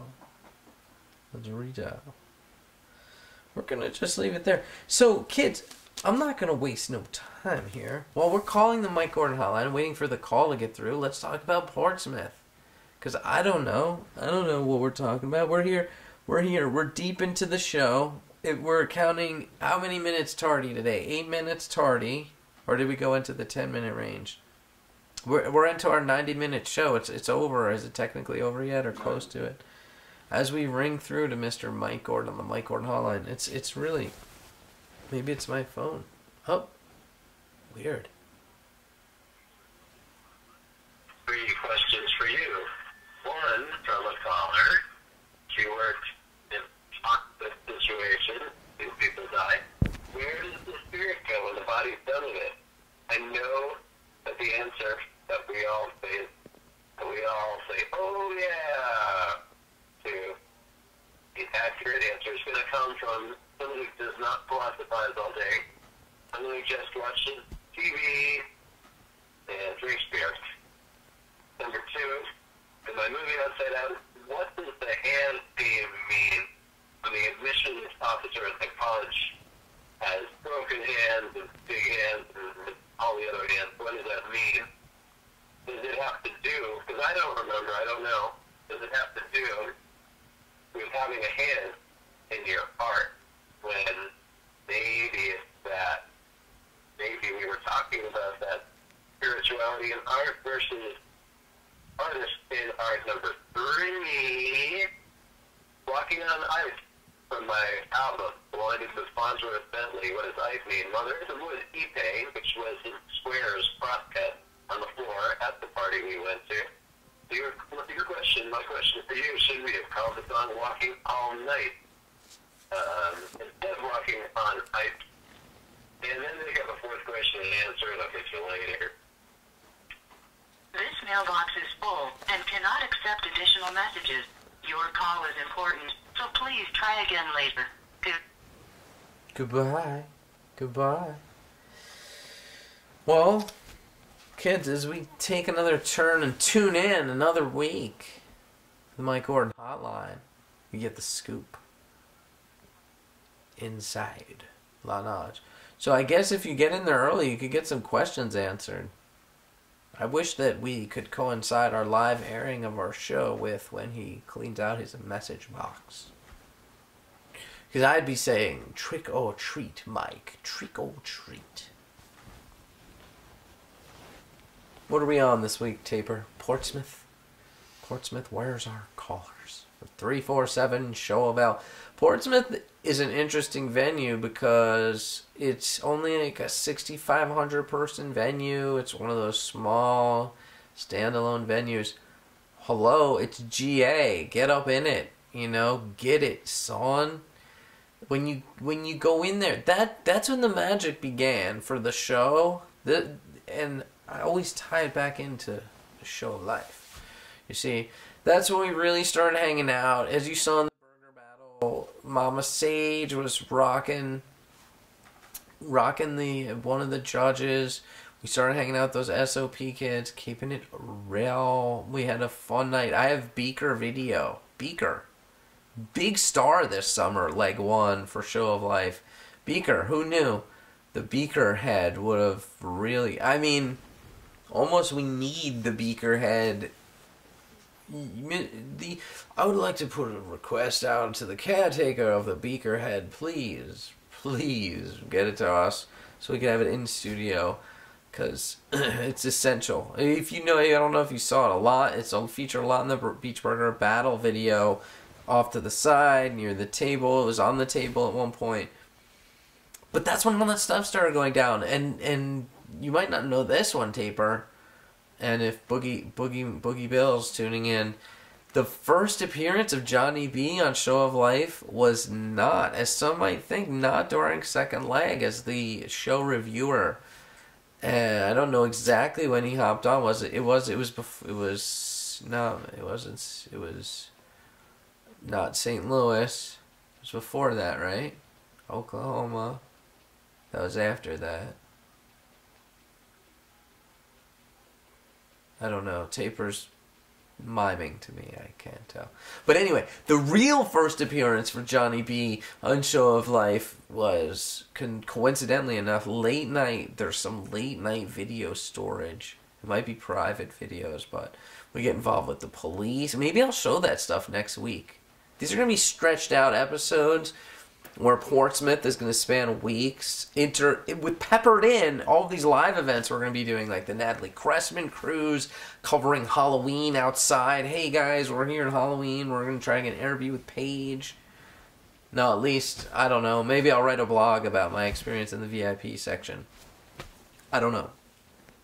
But peppered in to the show of the stretched out Portsmouth. I mean, we still have to talk about Trey with the sword and the Jedi. I think Robert Champion created that meme. The Trey meme where he says, "Fish me and I will fall off." We have all that, and then Talking, obviously, Talking goes deep, deep into it. You know, that whole Talking incident happened it was all in Portsmouth, all encompassing. Beaker Talking into Maze, back into Beaker. But even Carl Gearhart showed up. Remember when he came out? I think it was the first night, Party Time. Get the horns in there. That you knew it was a party at that moment. That really set things off. It really did. Sorry, I'm just gonna scratch. I'm getting these like itchy hairs under the bright Hollywood lights. We're live. Never do a rehearsal. Show the Jedi. Show the Jedi. All that shit went down in Portsmouth, though. It was good stuff. I'm pulling up here on our teleprompter. Oh, look at this. We did have some help this week, and I would like to thank the interns for helping out, punching this stuff up. Listen to this. These were stats like I couldn't even be researching, but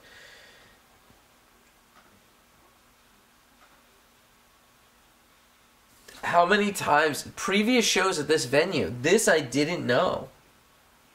Only two appearances at Portsmouth. I really like the place. I was there at the first appearance, 2010. I missed 2011. That's when Squirrel 95 came out strong with the stream, and he brought us the Beach Burger. Followed the following year by bringing it, like taking it to the next level, the crescendo, heading skyward with the Beach Burger battle. He took the original concept and tweeprized it, but he maximized it too. It was Maximum Calorie Burger by Squirrel, my man. Keeping it real ever since the good old days when we were in the barracks, right, soldier? Biggest bust out lengthwise. And when they say biggest bust out, it sounds a lot like there's, this is this huge shit going down, but it's, in terms of busting outness, it's 66 shows. 8/17/2010. Bring us back there. Where were we?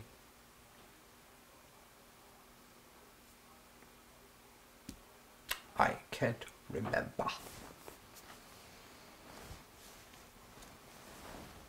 The Mexican cousin was spectacular, and they handed off the hats. Here, leave that one there for a second. Check that graphic out. That's the Kuroda with those lights, those LEDs, those marching ants. What's going on there? Because they were abandoned later on. Was it the public outcry? Was he just trying them out? Was it on loan and trial dealer? Speaking of Kuroda, you guys need to watch these Bieber videos, the ones with the teases. I was watching them. We can't include everything in the show, but if you want to waste some of your life, go watch them, because the first tube and the sand teases, it's not just like a little thing. It's like segueing in between Bieber songs with massive just lights and sound effects and madness. You wish that they had this type of budget at Fish. Literally. You got to check these things out. I'm not going to cover it here, though.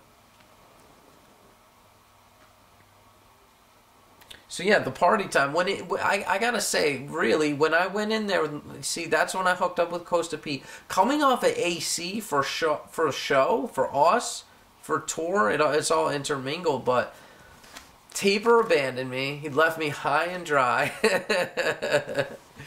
There were serious budget constraints, and only by the grace of the Almighty Jah, the Iculus helped me.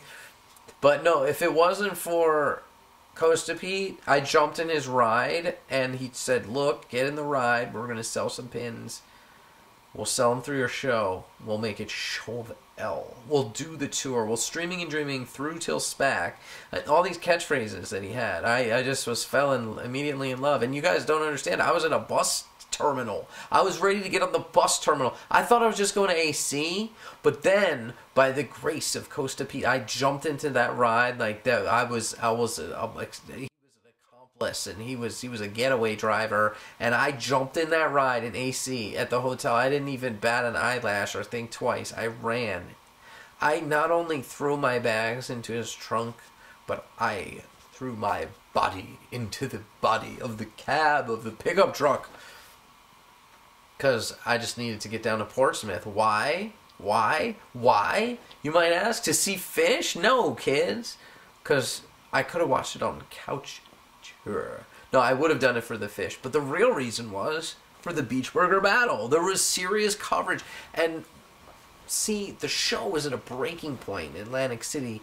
It's win, lose, or draw. It's, you could crap out. You know, it's no easy road. So you got to keep it real. We thought it was over. We thought we were packing in and heading home. But that's when Costa P convinced me to jump in his ride. Always go live. Never do a rehearsal. And I said, you're right. He's like, you got to follow your own advice, bro. And he wanted to drop me off. I mean, he wanted me to stay. I got dropped off at a bus terminal. And it was those last fateful words that kept me on tour. I went to Cincy. You know, kept it real. Oh. Yeah, all the things that have happened on the show. 347 Show of L. No, just I'd like to thank Costa Pete for all of his help up in there. And that's what we did. We rolled up in there. We witnessed, it was GA. You guys gotta understand, you could go wherever you want. Get there early, get in early and often. Get your tickets. I got miracled in Portsmouth. Now we're talking 6,500 people. I get miracled. What are the odds? Then again, what are the odds of me driving down the road and picking up two hitchhikers 2 minutes after they got dropped off on an on-ramp? And they didn't even get wet in the pouring rain. Next caller, what's your name? Where are you from? Turn your radio down. What up, kid? Yeah, Mr. Phil Jones calling in. What's up, sir? What's going on, man? Not too much. We're just getting pumped. We're really excited behind the scenes for all these upcoming gigs. Well, we want to have gigs. We want to rock and roll it, stream it, you know? Bam. Yeah, for sure, yeah, we get some time off, and fucking, we need to do something, right? Exactly. We got to fill the airwaves in between these times. That's what the Weekly Dose was all about. It was time for Taper and I to go through the footage and show it to the kids at home, finally edit it live on the air. You know.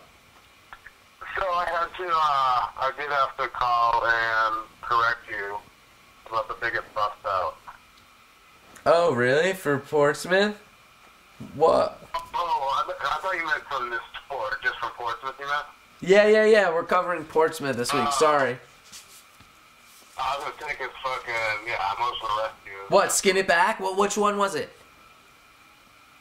Oh, I don't know, actually. No, I guess Skin It Back was before 2000. I'm sure the last time they played it, right?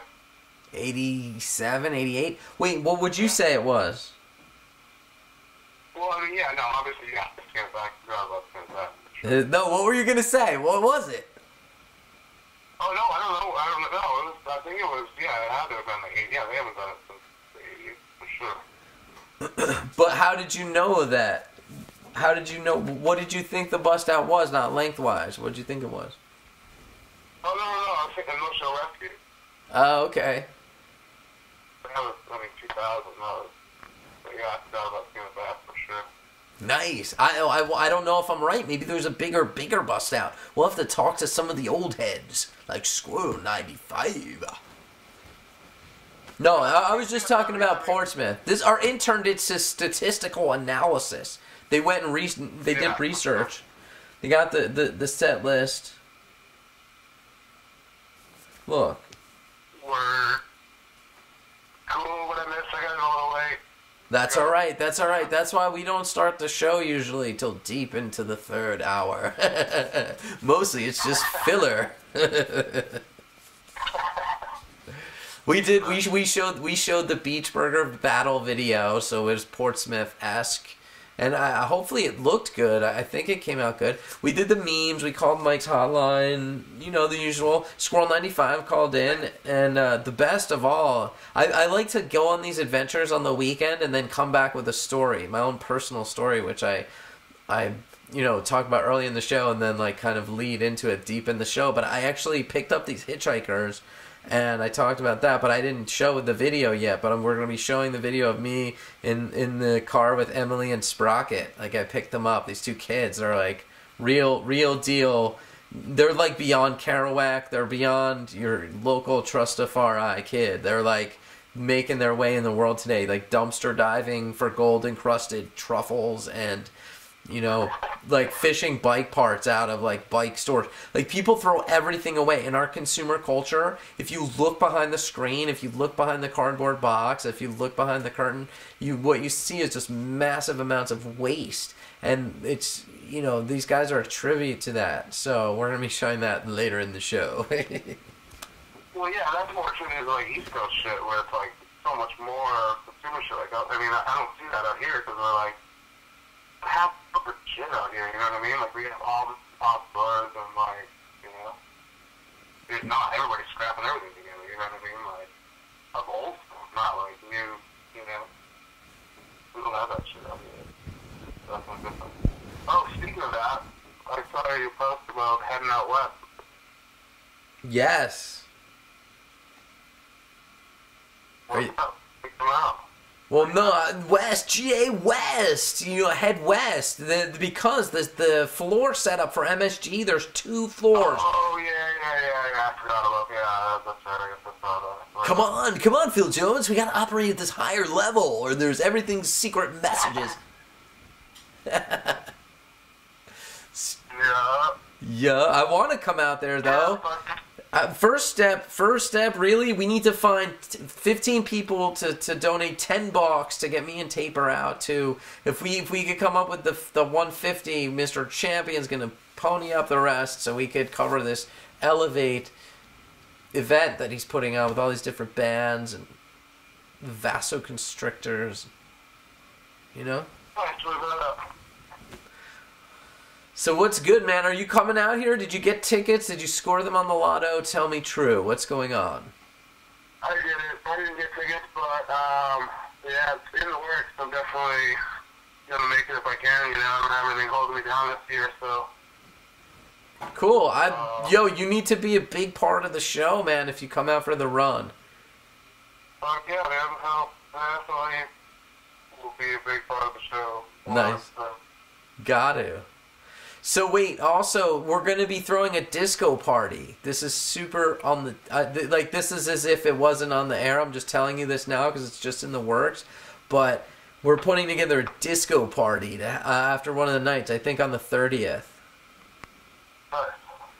So get your disco balls on. Or your roller skates. Bring my disco gear. Like, sponsor pants. Bring your disco helmet.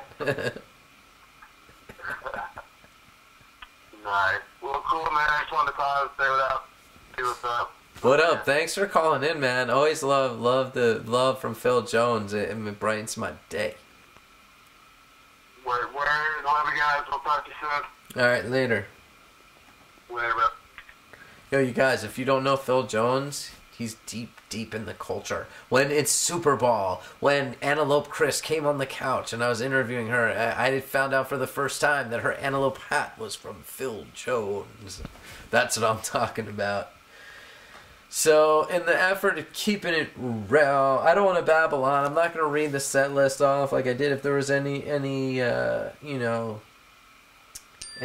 highlights. Oh yeah. Thanks, kids at home. You can help produce the show. The dog log, right? That. Now I was just about to get to that, but someone points out from home that the dog log, hello, where you been? Talk about holding signs, where are my bust outs, let's go. And the fact that we're talking about Portsmouth, and I'm not even realizing this, we're talking bust outs and you know, dog log, hello.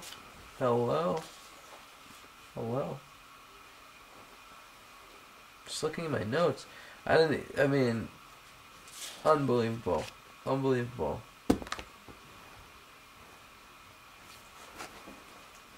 Oops. Wondering where am I?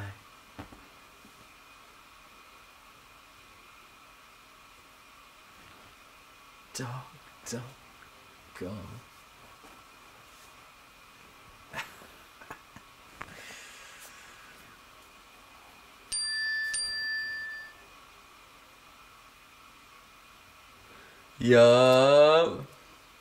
Yup.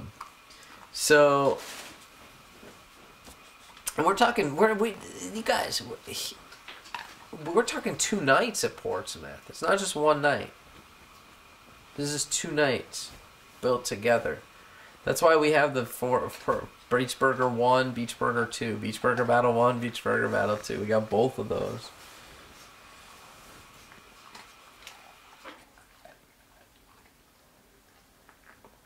I'm not even getting into all this stuff. I don't even know. I'm not feeling it. I mean, if we were talking with someone, and obviously it's just too much to get into. But as Taper was showing earlier, I mean, some of the pictures say it all. I mean, Trey with the lightsaber and wielding that, it was just next level.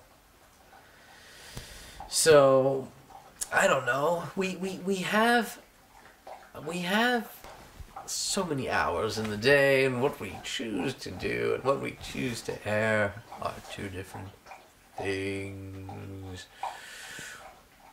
But let's talk about our future. What I see in our future is Cressman Cruise, Natalie Cressman. We're doing the boat cruise.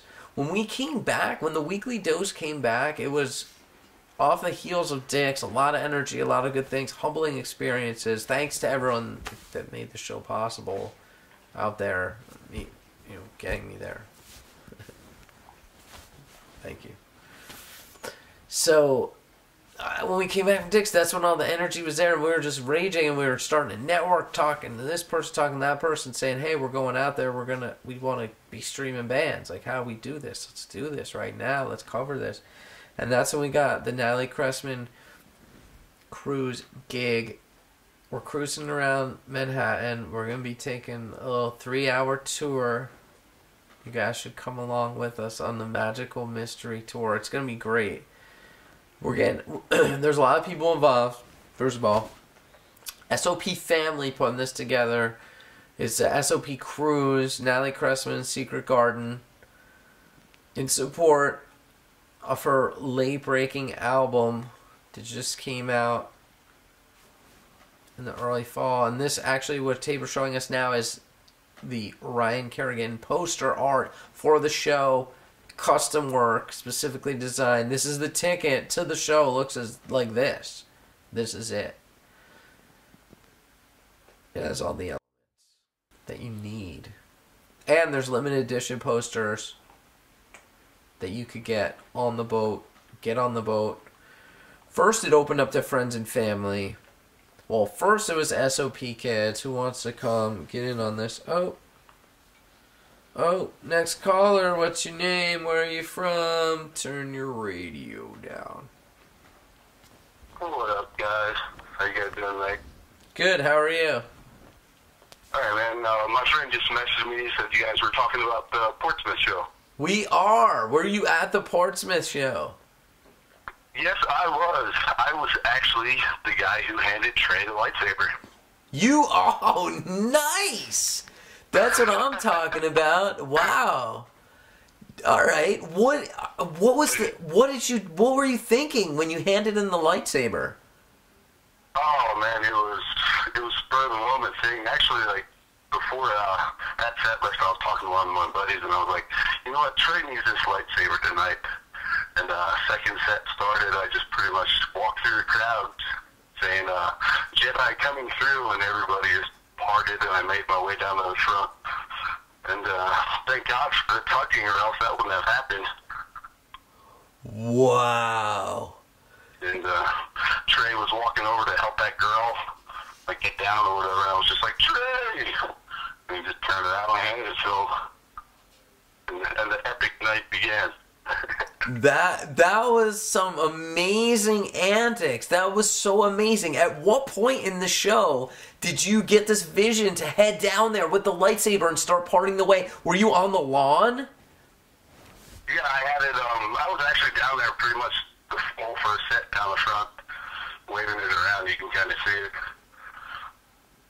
And then I just decided Trey needed it. He needed his Jedi status that night. That solidified. Don't you think that really confirmed and solidified his Jedi status? Oh, heck yeah. And I just couldn't believe it that he was playing maze with it. And he threw it back to me, and I handed it to Mike as Mike was walking off stage. we noticed that. Me and my friends noticed that. We actually commented on that. There was hotel talk deep into the night just about that one specific moment. So he threw it. That's how badass Trey is. He Jedis it up to no end, to elevating it to the next level, and tosses you back the saber. That's badass. Then what happened next? They came out and they did Mexican Cousin, and they were walking off stage, and I was yelling, Mike, Mike, and he just grabbed it and walked off stage with it. So I've been bugging him on Facebook every time he posts something. I'm always like, Mike, I want my lightsaber back. At least play it, you know? You think he'll bust it out for New Year? You think it will ever resurface? I don't know. I don't know where it went to.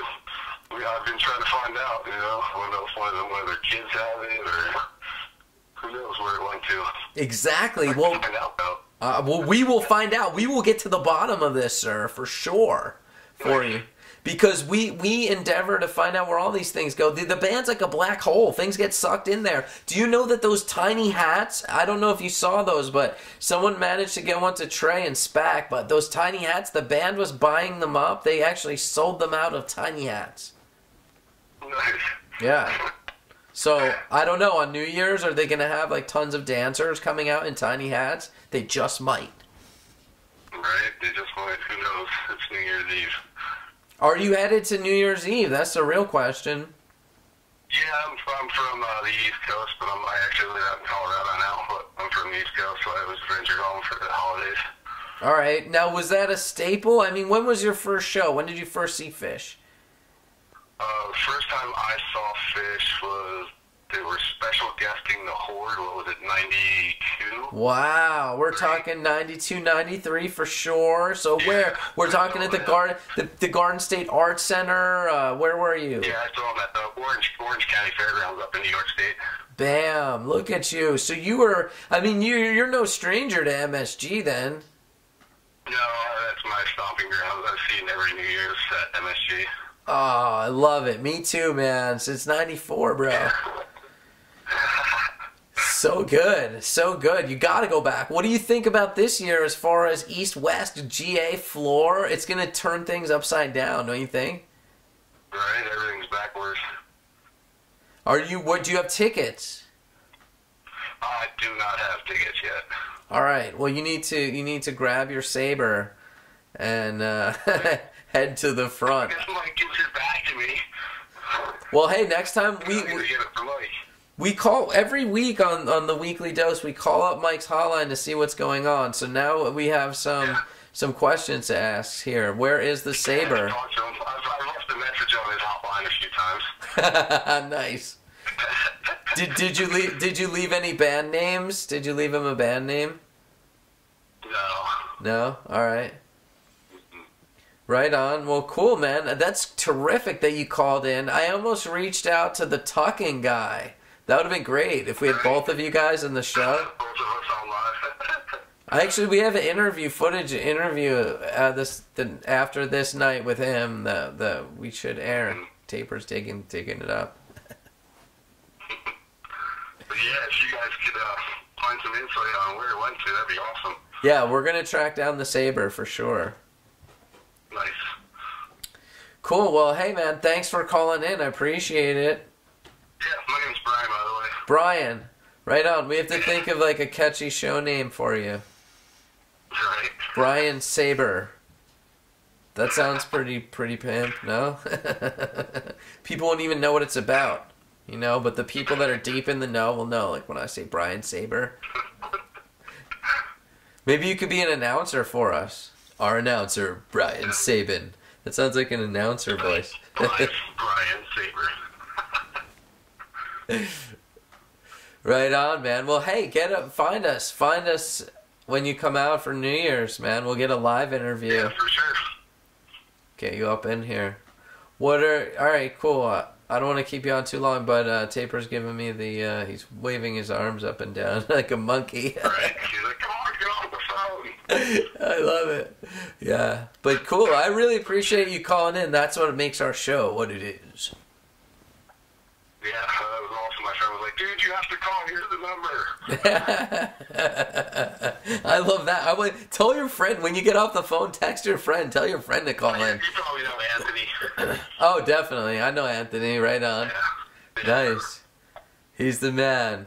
Cool. That's really cool. Well, thanks, Anthony, for helping the show. That's what it's about. When people submit videos or submit people as guests, impromptu guest callers. Video of the handoff somewhere.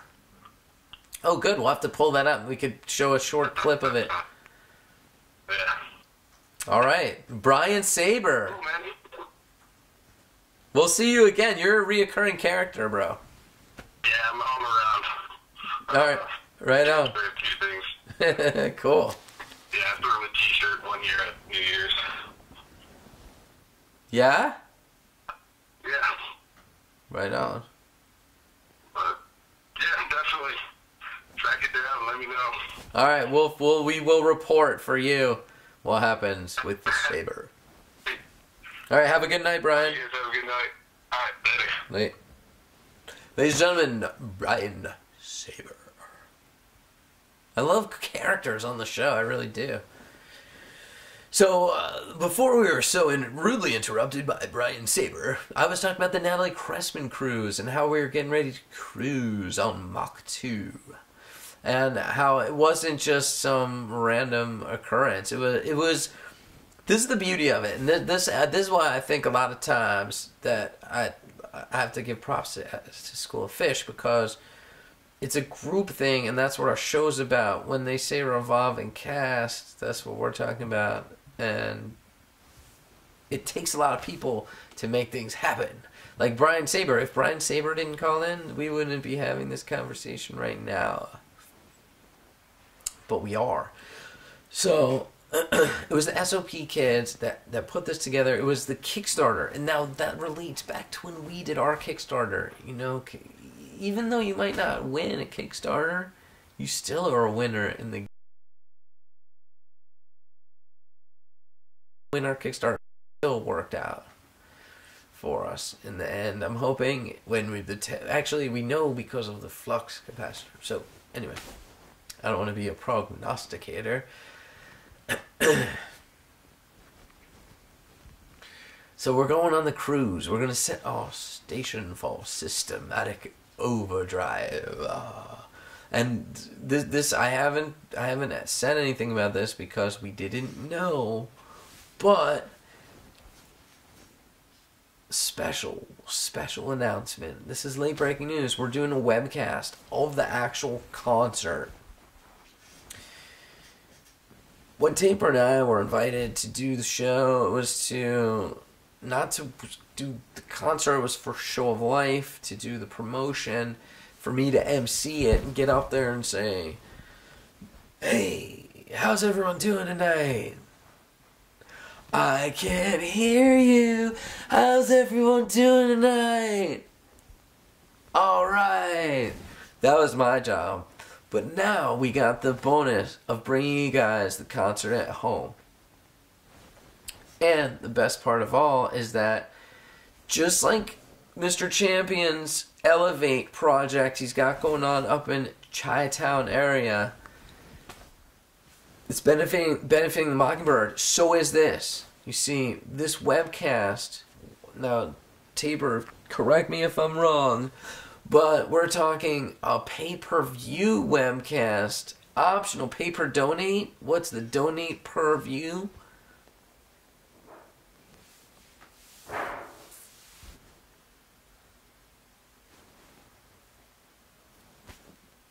Voluntary. That's what I'm talking about. It's a pay-per-view. It's voluntary. See, because the donations, basically, the profits are going to the Mockingbird Foundation. So basically, donate if you want, kids. But we're going to show the show. We're going to do the show. We're going to show the show. And that's where we really shine. This weekly dose is really just a side project. But where we really shine is in the field. So, every time you donate, you're going to get a raffle entry. And the big raffle, big raffle is going to be, after all... So, once upon a time, there was a bunch of monkeys typing in a room. And they were typing out messages to each other. One of the monkeys was named Wigman, the other Tabor 420. Suddenly, as Tabor typed, he wrote, Wigman falls off a cliff.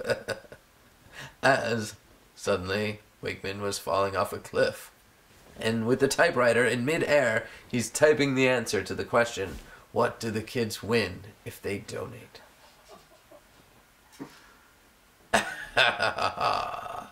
That's what it is. No way.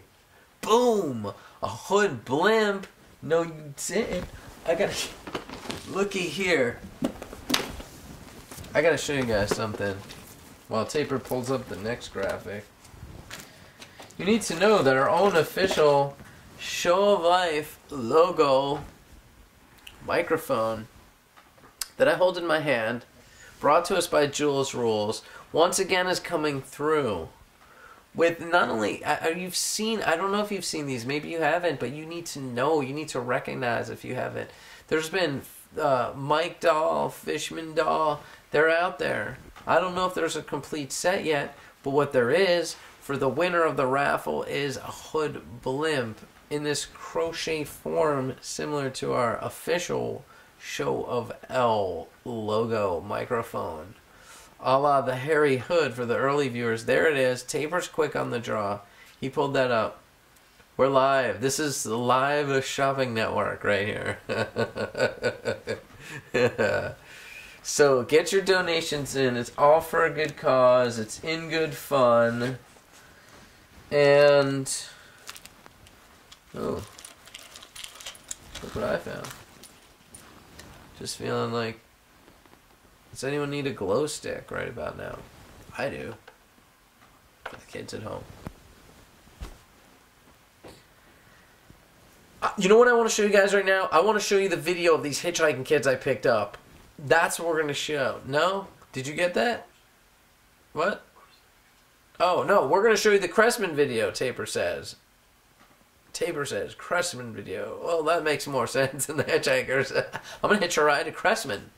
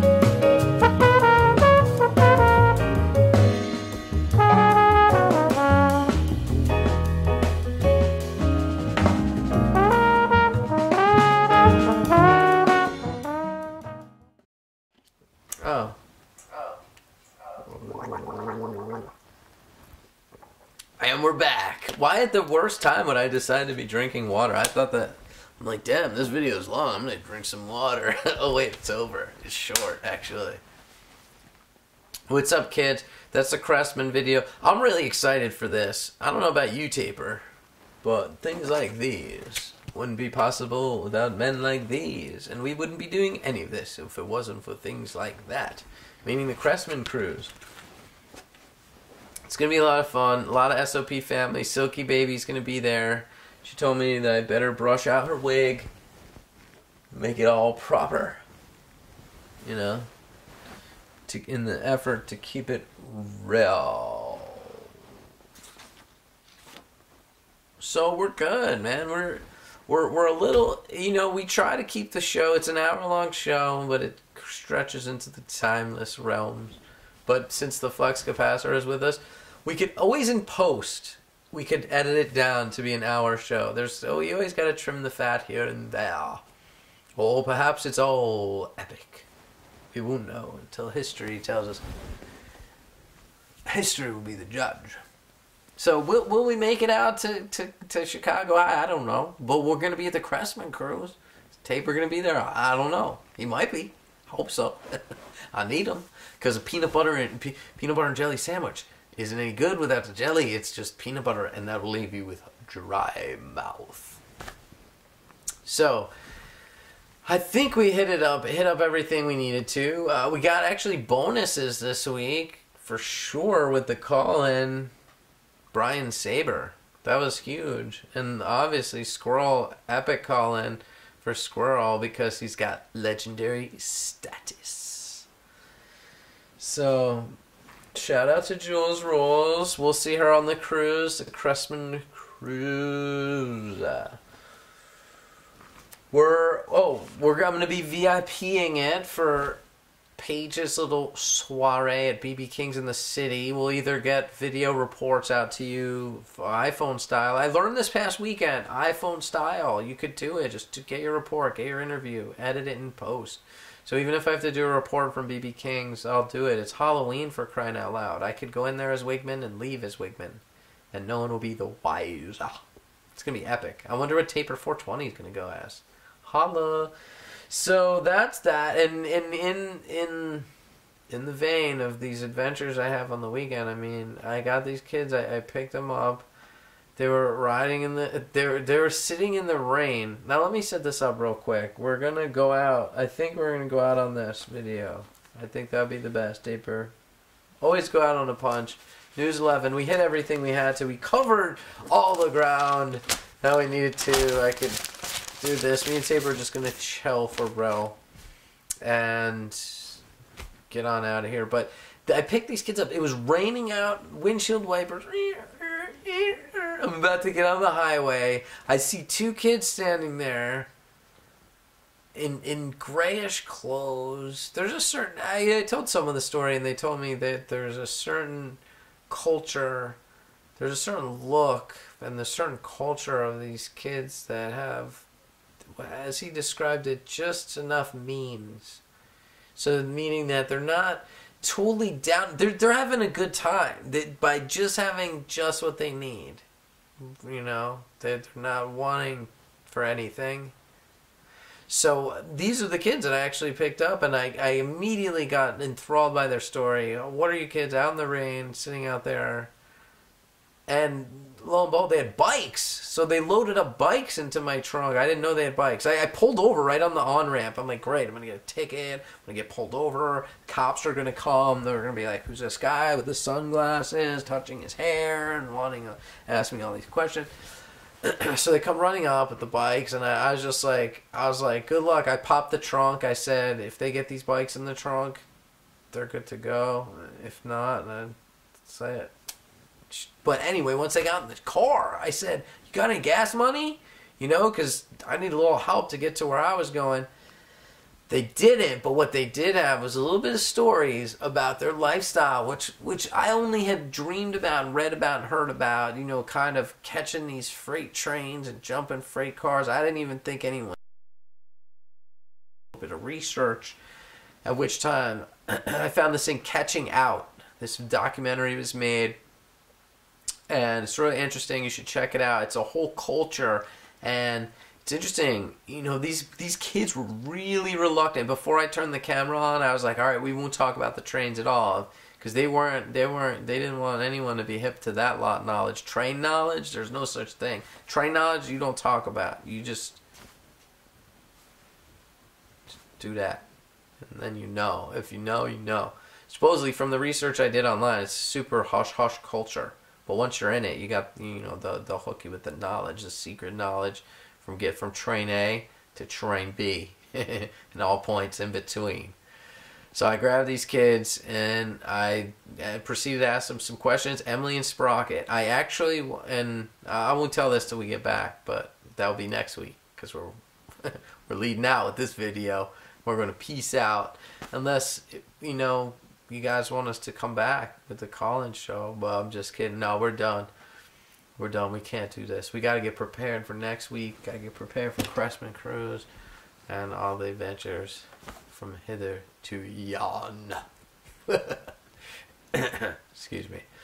So that's it. That's the best I could set up. These kids were super interesting. Emily and Sprocket. They were nice enough to put up with yours truly, Wigman. They had no idea what I was talking about. I was going on at length about this show of life and what it's all about. And then luckily when I dropped them off, they actually asked me, and I wish I had some cards on me, or a lighter at least. Imagine the marketing, the bang for the buck we get out of that, Taper. If we gave them one of the show of life lighters, that's some MacGyver shit, because they're like they're like, and this is our lighter. They keep it in a Ziploc bag. This is our lighter from the show of life. And these are our bike rims. We dumpster dived out of this thing. So anyway, check this video out. We're wrapping up Show of Owl. We're leaving on this note here. We're gonna take it out another week. The weekly dose. Keep it real next week. Next week it'll be right before Halloween. That's gonna be trippy. No? Alright, here it is, kids. Here's the real deal. Stay tuned. So these kids, they were hitchhiking on the side of the road, and look, they have bikes and shit. I had no idea. So you were just saying it's weird being back in the U.S. What do you mean? Like, what's weird about it? It's not actually that weird, I guess. It's just cheaper. It's cheaper. And people don't speak French. Nothing is in French anymore. There's high fructose corn syrup and everything again. Yeah. Wait, France is super heady, gluten-free, no corn syrup? Canada. Oh, I'm sorry, what did I say, France? No, sorry, I'm trying to drive and film and interview. They don't have high fructose corn syrup in the soda. Really? Well, I don't have it really in anything. Yeah, not really in anything. Yeah. I guess they're not trying to kill everyone there or something. Yeah, Real sugar. Real sugar? Everything tastes better in those too. Sorry. Huh. And here's a question. What do you guys, I mean, you're on the road, you're going day to day, you're conserving your dollars, you know, as far as eating and stuff, like, how do you guys stay healthy and, like, stay fed on the road? I don't know how healthy we are. We usually just eat out of the trash. No way. Yeah. Now, you know the people want to know about that. How do you eat out of the trash in a sanitary manner? It's not particularly sanitary. I mean, yeah, it depends. Like, depends on if you're eating out of the trash and you're eating people's leftovers, and yeah, it's kind of that can be gnarly. But if you're dumpster diving, things can be like pretty, all together. There's just like a bag of fruits or a bag of vegetables or a bag of donuts, whatever. So you'll eat anything. You don't care what it is. I don't eat meat. You're wow. So picky dumpster diver over here. I mean, I'll still dumpster it, and sometimes I'll eat certain things like chicken and fish if they're in the trash. Okay. I don't really like red meat at all. That's cool. Anything. And what made you decide to do that? Is that just like be vegetarian? Yeah. I mean, there was a little while where I wasn't in the past year, but like I've been vegetarian since I was like 11. Okay. I was vegan for like 4 years too, or something. And that was just your own choice? Or were your parents like hippies or something? No, my parents are not hippies. I just am not really into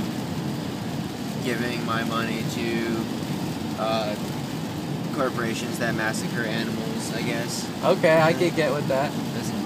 I don't know.